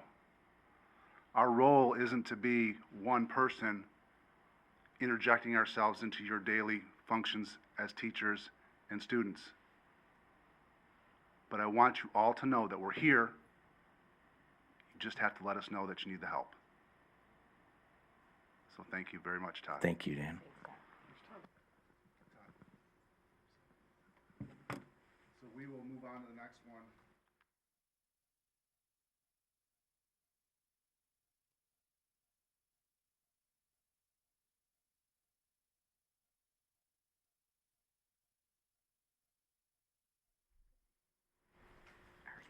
Just not a pretty face. No, that's far. I'm far from that.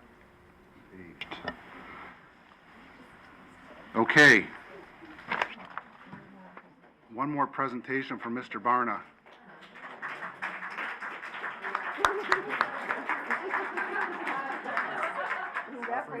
Sam, I do not believe it's for you, but I think it's for Todd, but it might be for that coat. I just want to say that is. I just wanted to say that because Brad thinks I'm I only pick on him, so. You are equal opportunity. Exactly. I will say that. Actually, what I have is no presentation. It's merely just to rehash the summer tax resolution that I brought up at Correct. the previous board meeting. And as a reminder, 80% of the district's property taxes are levied in summer. And so this is very important, and it's an annual resolution. So, Okay. thank you. Mary, I'm going to give this to you before I forget, because once this passes, you need to sign it as the secretary. So does anybody want to make the motion? How about Aaron? I move to approve the summer tax resolution to continue the summer tax levy as presented. Is there support? Ms. Schaefer, any discussion? All in favor? Aye. Opposed? Motion carries. Thank you, Sam. Item number 8, Human Resources. There's no name there, but it's my understanding that we're getting closer to having a replacement, and hopefully we can do that sooner rather than later so that we can start. Pardon? Lori Ballard's here, or she was. I know you're here, Lori, but there's nothing on there, so I would assume that there's nothing to present, or? Very good. In regards to replacement for David Pass, our second round interviews are next week. So we hope to have a decision sooner after. Thank you. Thank you. Thanks. There I go again. Just keep moving along, Dan. Exactly. Item number 9, Safety and School Operations. Jim Vernier. I pronounced that right, or correctly. Am I close? Not if you're French. Jim. I mean, they do have 30 languages here. Yeah, exactly. It's Vernier. Vernier. French people, but All right. Vernier For the East Siders in the Yes. crowd. Yes. yes. It's all yours. All right. So my name is Jim Vernier. I started here on October 24th of 2022 after a nearly 28-year career in law enforcement. So my last 25 I spent with the Oak Park Department of Public Safety, where I served as a police officer, firefighter, and medical first responder. During my time in Oak Park, I served in several capacities, including school resource officer, detective, and I retired as a command officer assigned to operations. I also served on the department's crisis negotiations team for 10 years, with the last 5 years being in a command role in that unit. So I represent one of the new hires. The other new hire, sorry, I missed this part here.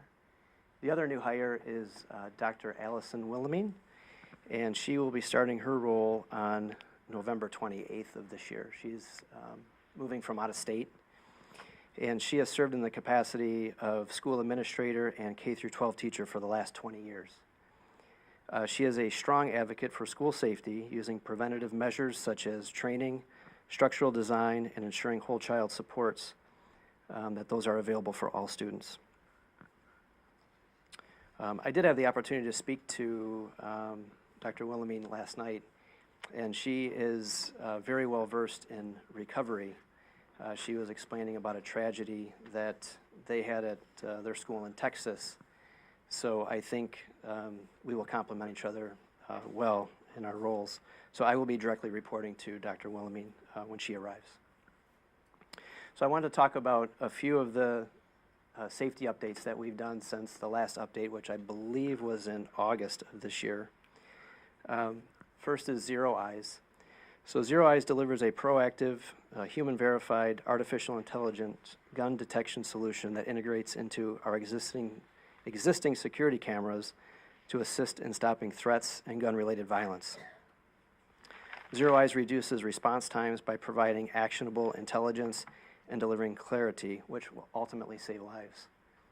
So currently, throughout the district, we have 220 cameras. 170 of those cameras are at the high school, another 45 are at the middle school, and then we have one at each one of our elementary schools.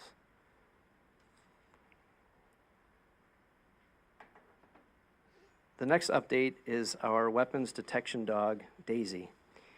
Daisy is a 2-year-old chocolate lab. She's originally from Poland, and we purchased her from Liberty Hills, Texas, from Pacesetter Canine. Daisy began serving Oxford Community Schools on October 10th of this year. Her canine handler is Security Officer Jim Rourke, who is seated at the high school. And Jim received 2 weeks of training with Daisy at Liberty Hills prior to her coming to Michigan. We would like to say a special thank you to some of our community partners, one being Parker Veterinarian Hospital.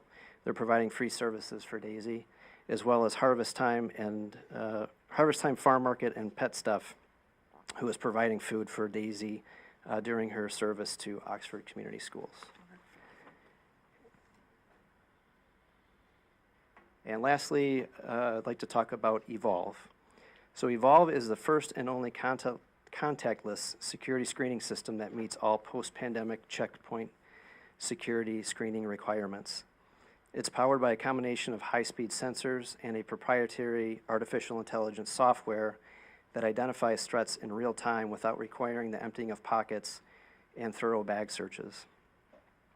We have 5 single-lane Evolve systems, and they are capable of screening 1,800 people per hour. So just to get a little bit more specific about Evolve, because the question came up, we have 3 at the high school, and they are seated at our 1 and 2 main entrances, and then at door 17, which is around by the pool area. Here at the middle school, we have 2, and there's one at door 21, which is the main entrance, and then one at door 21, which is the parent drop-off. We just implemented Evolve. This morning was our first rollout day here at the middle school. So it's been working since the beginning of the school year at the high school, and then again today was the first day that we were able to roll it out at the middle school. That is all I have. Thank you very much. Any questions for Jim? Jed? Did you want to know? Oh, go ahead. Oh, I just saw his hand. You were looking that way. Any feedback on on how the rollout went this morning? So I was here for that. I can say just from personal experience, it did slow us up, you know, for getting the students into the building. Prior to the Evolve, so, and you mentioned last week about that incident that we had where we started searching backpacks from every person that entered the school. So today, with the addition of the Evolve, it extended our entry time by 12 minutes. One thing about Evolve is that through the artificial intelligence and the information that it gathers as we use the machine more, it does offer updates. And so the things that it's alerting on today, after we receive an update, may be eliminated after the update. So one of the techs was here, and he said that within 2 to 3 weeks, we should get an update for 2022. And with that update, it should be smart enough to recognize that the Chromebooks that the students use now are not a threat. So currently, we have all the students pass around the Chromebooks, which obviously is a delay. So they should be able to start going through. Today, I noticed that it was hitting on not only the Chromebooks, but also the chargers. And the band equipment was a big delay also today. So those are some of the things that we weren't seeing at the high school. But I think as those processes get a little bit smoother and the updates come, that process will go faster. And just seeing how today went, we are going to get some more staff present at each entry to make that go a little smoother and faster. Thank you. So I have a question to that. Yes, sir. So the system intuitively picks up on like-size Chromebooks, batteries, and it'll bypass that? Explain how, maybe I misunderstood. The system is looking for weapon or things that could be cause mass destruction. Mhm. So if you think of maybe a umbrella, it has a long cylindrical tube that goes through there. That could be mistaken as a pipe bomb. So as the system, we can plug in, for example, if someone comes through and it alerts on an umbrella, we know it was an umbrella that it alerted on it. So it identifies it by drawing a box around that item. So we can identify that as an umbrella, and they call it tagging it. So we would tag that as an umbrella. When that information is gleaned from Evolve, they're able to offer us an update at some, well, not just us, but all across the country where these machines are used. And it becomes smarter after it does that. So it gains so much intelligence on, hey, this is a umbrella, not a pipe bomb. Pretty soon we'll be able to go through with umbrellas. So just like that's happening with the Chromebook. So as more students and schools utilize these, I think that they're probably experiencing the Chromebook issue. Most of these Evolve systems are used at like sporting events, things like that, where people aren't bringing Chromebooks. So I think that intelligence hasn't caught up yet. So I think in Michigan, I think we are one of the few schools. I think Midland just rolled theirs out, but other than that, I'm not aware of any. I know Charlotte-Mecklenburg has a big presence, so I don't think that these are used heavily in schools as of yet. Okay, thank you. Anybody else? Eric? So when they do the updates, are those done remotely? Do they actually have somebody to come here and program them, or are they doing them over the air? I believe that they're over the air. Okay. Yes. So I did meet with Evolve via Zoom today, and he is making a staff member here as an administrator. So currently we have 2 different accounts, one for the high school, one for the middle school. So when they merge those, we'll be able to have an administrator here. And I think a lot of those updates will come over the radio or over the waves, and then we can monitor those. Very good. Anybody else? Okay, thank you. And again, welcome Thank you very much. to Oxford. Thank you. Very happy to be here. Thank you. Thank you.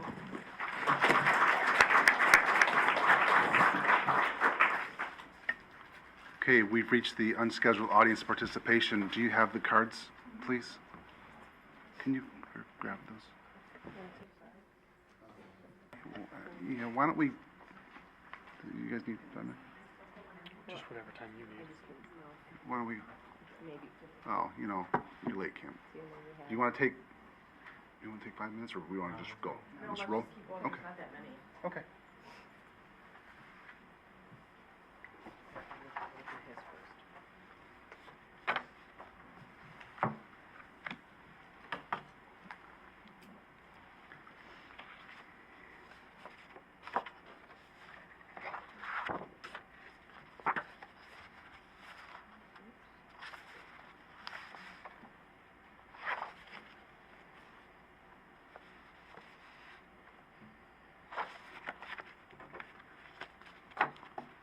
Okay, Steve St. Juliana.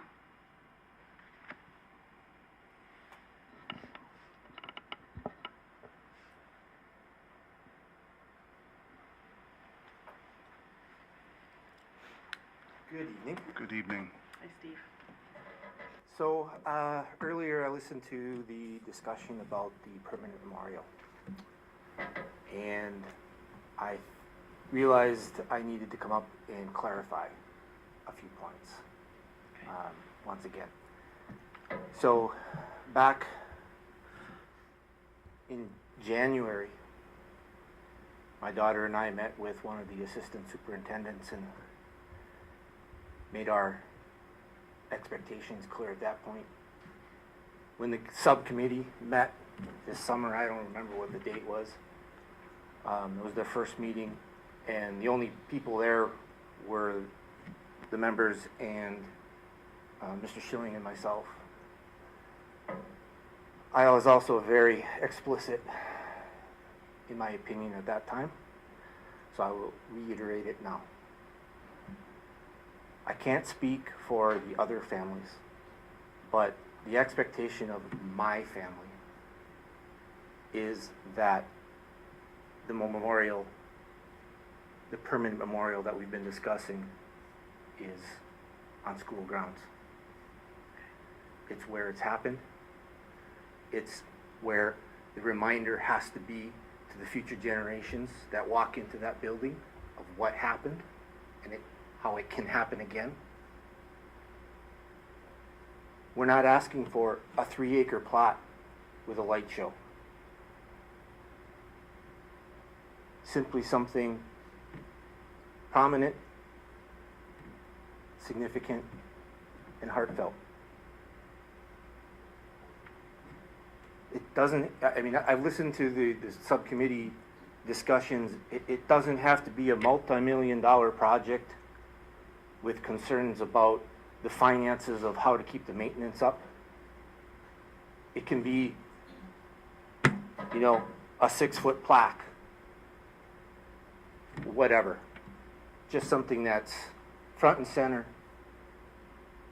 and is what the Oxford schools think is appropriate. Not what Columbine did, not what Parkland did. What does Oxford think is appropriate? Since there's been absolutely no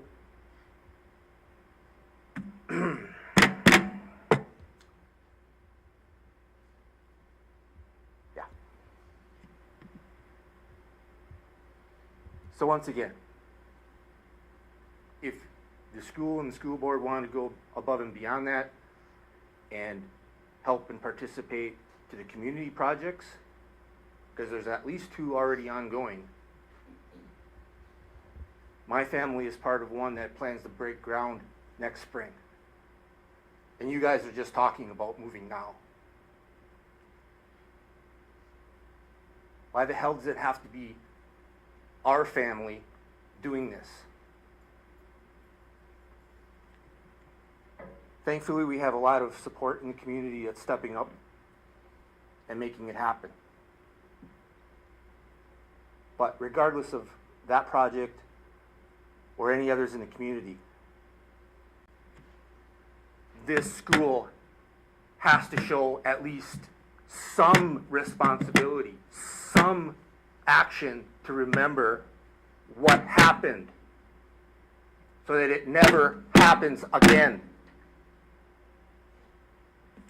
This idea of continually handing it off is ridiculous.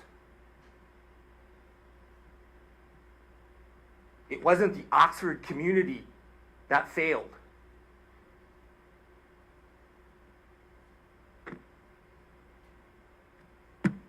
That's all. Thank you for listening.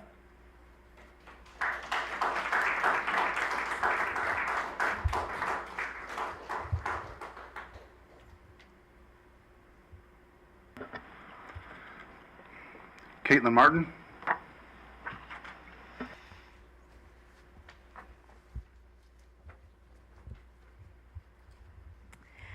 Good evening. I'm going to read from this so I don't get off script, but thank you for allowing me the opportunity to speak. I am a mom, but tonight I am here as a teacher. I grew up in Oxford, and I feel lucky to have attended Oxford schools from kindergarten through 12th grade. The teachers in Oxford played a significant role in my becoming a teacher. But as lucky as I feel to have been a student in Oxford, I feel even luckier to be a teacher here. Before coming to Oxford, I held many jobs. I worked for Michigan State's football program, Urban Meyer at Ohio State, various other schools and districts, and now Oxford. I can say without reservations that I have never felt more supported or more valued than I do here. This is not an accident. District leadership, the board, our superintendent, our assistant superintendents, and our principals empower their teachers, and they support their teachers. When I sat in Gina Zambucci Black's English class my senior year, she said, "I want you to leave my classroom better people than when you walked in." Her words have stuck with me for many years. When people say they love Oxford teachers, I am so thankful for that. But it's important to know that we can lead in our classrooms because you have led us and continue to do so.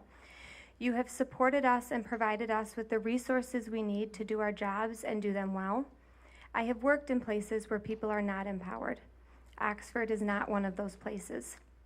All of you and our principals have led us through COVID, kept us open during a pandemic to decrease the loss of learning, and helped support an entire community and district after November 30th. Words will never adequately express my gratitude to you. As Urban Meyer used to tell me, culture starts from the top. Thank you for building a culture where I feel supported as a teacher and can build meaningful relationships with my students, so hopefully they will leave my class better people than when they walked in. I know the burden and weight that I feel as a teacher, but also the love that I have for my students and their families. I cannot imagine how heavy and tired your shoulders are. I know that you love and care for thousands of students and families and hundreds of staff members, and I know that it is not an easy job, but I want you to know that your commitment is seen, felt, and known by many. Thank you for leading us, for showing up to our buildings, and for loving your students and staff. Please know that we need all of you. I know that you are navigating your own trauma and grief as parents and community members after November 30th, and you have the extra responsibility of leading the district and making decisions for thousands of people while considering all of their needs. So thank you for supporting us because we could not do our jobs without you.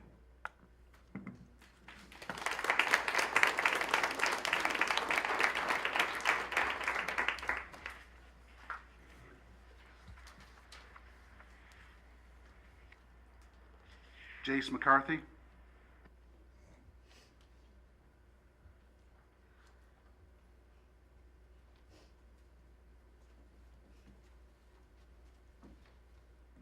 Good evening, I'm Jace McCarthy. I recently just graduated from Oxford High School.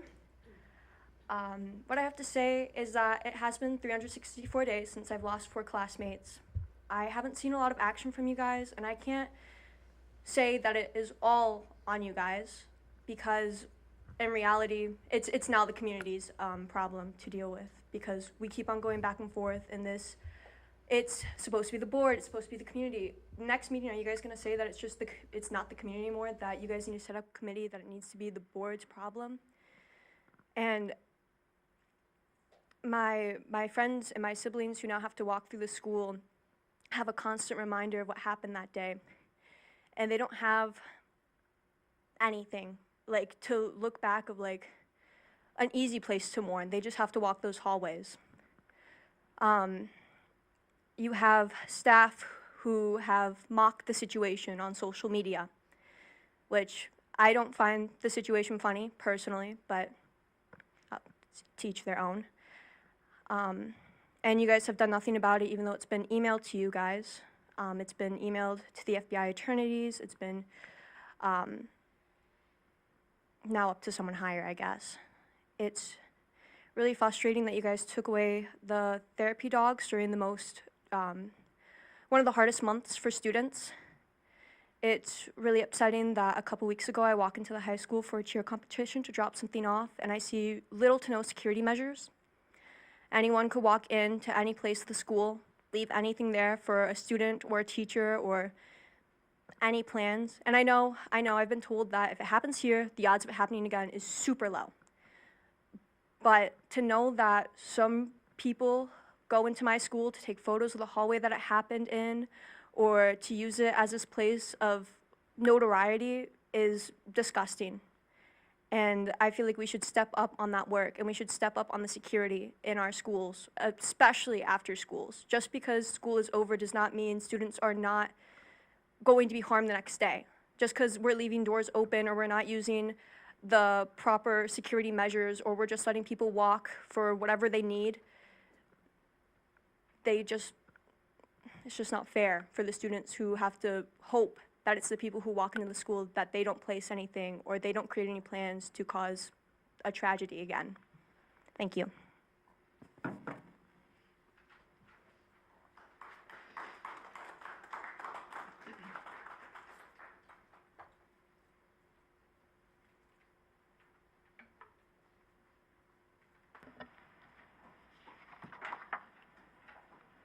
Melissa Gibbons.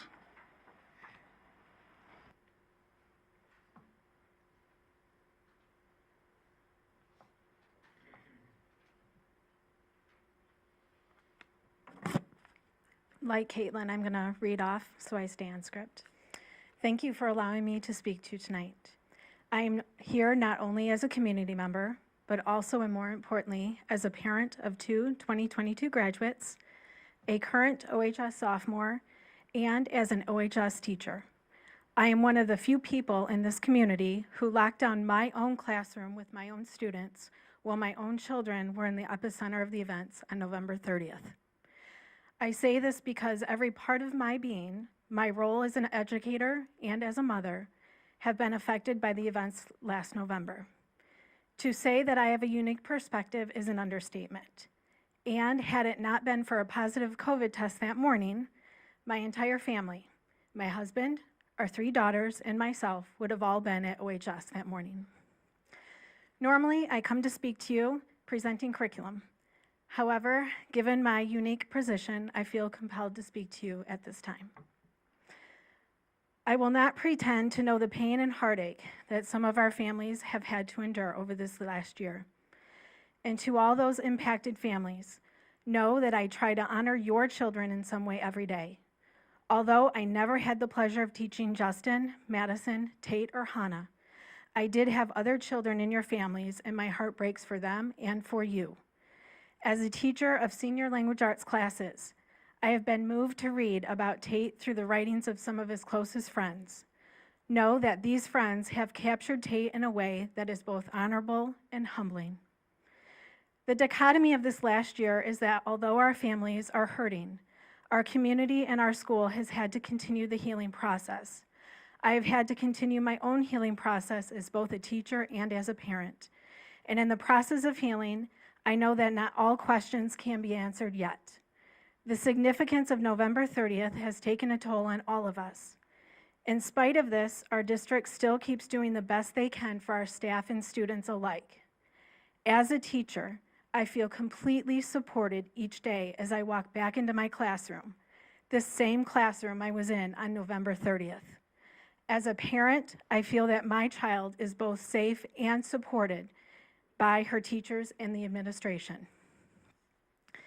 It may be easy to criticize the decisions that have been made, but these are not decisions to make, easy decisions to make. I appreciate and support every board member and how each has put forth so much of themselves for the betterment of our schools. I appreciate and support every administrator and how each of them has continued to lead despite the attacks they've received and the immense tasks that still lie ahead. And I especially appreciate and support Mr. Ken Weaver, who continues to lead by example with integrity and love for our school community every single day. I want you to know I fully support the board and the administration and appreciate all the work you have done in order to balance everyone's needs as we move through an impossible situation and move forward our own healing process. Thank you.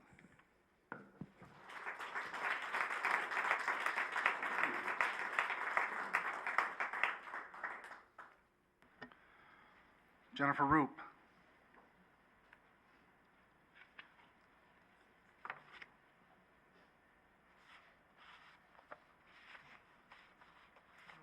Good evening. I'm going to be a bit rude to you right this moment because I'm disappointed that Mr. Weaver is not here. So I'm going to speak to the camera because I'm hoping, if not today, another day he'll have an opportunity to hear my words. Good evening. My name is Jennifer Roop, and I am a parent and a teacher in the district. And I would like to take this opportunity to acknowledge and thank our superintendent, Ken Weaver. Ken has worked for years trying to improve our district as a principal, a curriculum director. He has collaborated with staff to improve teaching and learning in our students. And when taking his role as a superintendent after our tragedy, just demonstrates the kind of man that he is. He is dedicated, loyal, compassionate, knowledgeable, hardworking, has a great sense of humor, is a good listener, and is a wildcat through and through. I am proud to have Ken as our leader and would not want anyone else to serve our district. While I can only speak for myself and my family, I know that I am not the only one who believes that Ken is guiding our district forward in a difficult time with grace and compassion. I wish the community could have been present at our beginning of the year opening staff meeting. We as a school community stood clapping with tears in our eyes. This standing ovation must have continued for at least 3 minutes as we honored Ken and what he represents to our district. There's a reading comprehension strategy that we as teachers do to teach students to do something when they read. It's called visualization. We ask students to create an image in their mind while they read of a character, a setting, an action taking place in a text. I have created an image in my mind of Ken. I see 2 hands holding a heart. And when I searched this image online, I learned that it symbolizes true love and friendship. I see Ken holding the heart of Oxford in his hands, and it gives me peace. Thank you, Mr. Weaver.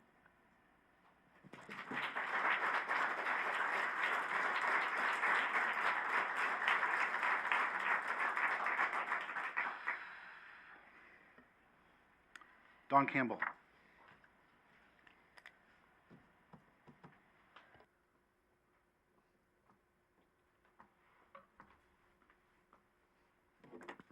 My words aren't going to be as eloquent as Jennifer or as Caitlin, but my sentiments are very similar. My name is Dawn Campbell. I am a parent and I am an employee of this district. I have 2 Oxford graduates. My son graduated in 2015. My daughter graduated in 2019. My son is currently completing his physician assistant program at Wayne State University. And my daughter is a senior at Oakland University, majoring in elementary education. Her heart's desire is to teach here. And I couldn't be more proud of her for wanting a career in Oxford because, quite honestly, there isn't a better place to raise a family, and there isn't a better place to educate your children. I attribute the success of my children to the foundational education they received here. The purpose of my speaking today is to simply express my gratitude to all of you as a board and to Mr. Weaver as our leader. And I too hope, as Jen specified, as she indicated, that Ken watches these comments at some point. I know that his burden is extremely heavy. He endures heavy criticism each and every day from all directions. And I want to let Mr. Weaver know that there are an army of people who aren't always the most vocal, but who support him and love him. At our back to school meeting this year, he threw around the word love a lot. And I know that prior to 11:30, that probably wouldn't have been something that came out of Ken's mouth. I want him to know, Ken, we love you too. You've endured your own personal trauma, and you've attempted to help us heal while leading our school district through the worst storm we could possibly imagine. And I thank you for your continued support and dedication, and I thank you as a board for your support as well.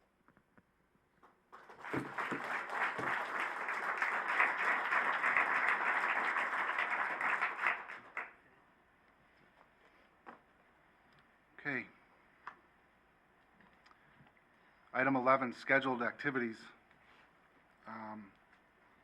Let's just make a quick note that we've changed the November 15th meeting to November 22nd. I would love to say where I want it, but I don't know the school district's calendar, and I don't want to say it's going to be someplace and that building might not be available, so. So I just want to, I'd love to give everybody a heads up, but I just don't know where that's going to be yet.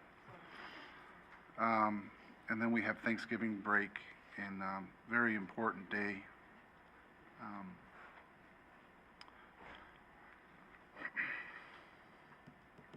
Is November 30th. It's Wildcat Remembrance Day. So, and there's some other ones on here. But, so item number 12, clarification, I don't have any. Final board comments? Anybody? Just thank you. Thank you. We have a motion to go into closed session, but I want to make sure that we get it proper. So if you could give me just 1 minute to make sure that we do that, okay?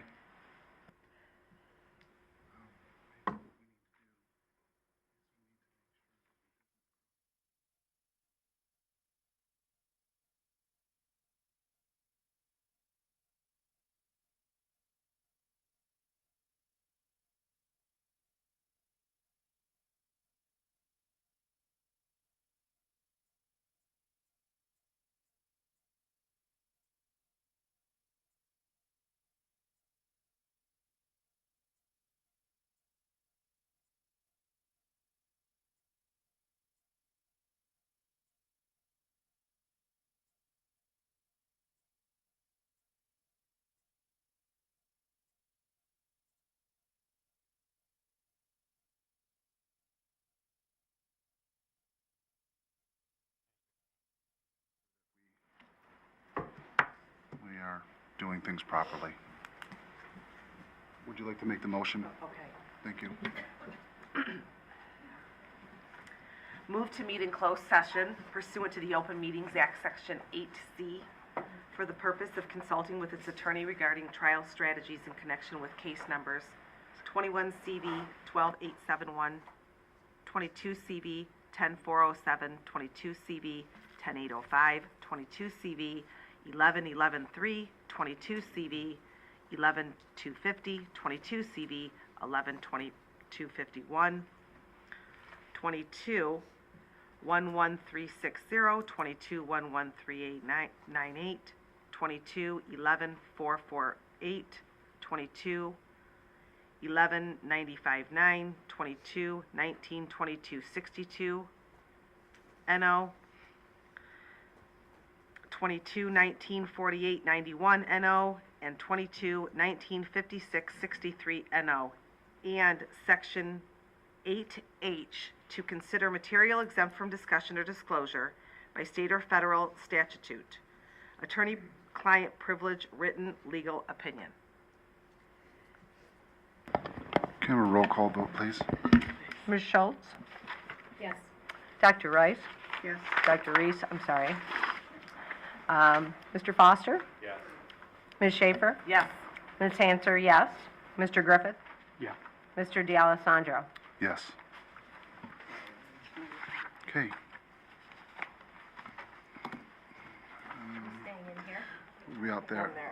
No. So we'll be going into closed session at 8:45 across the hallway.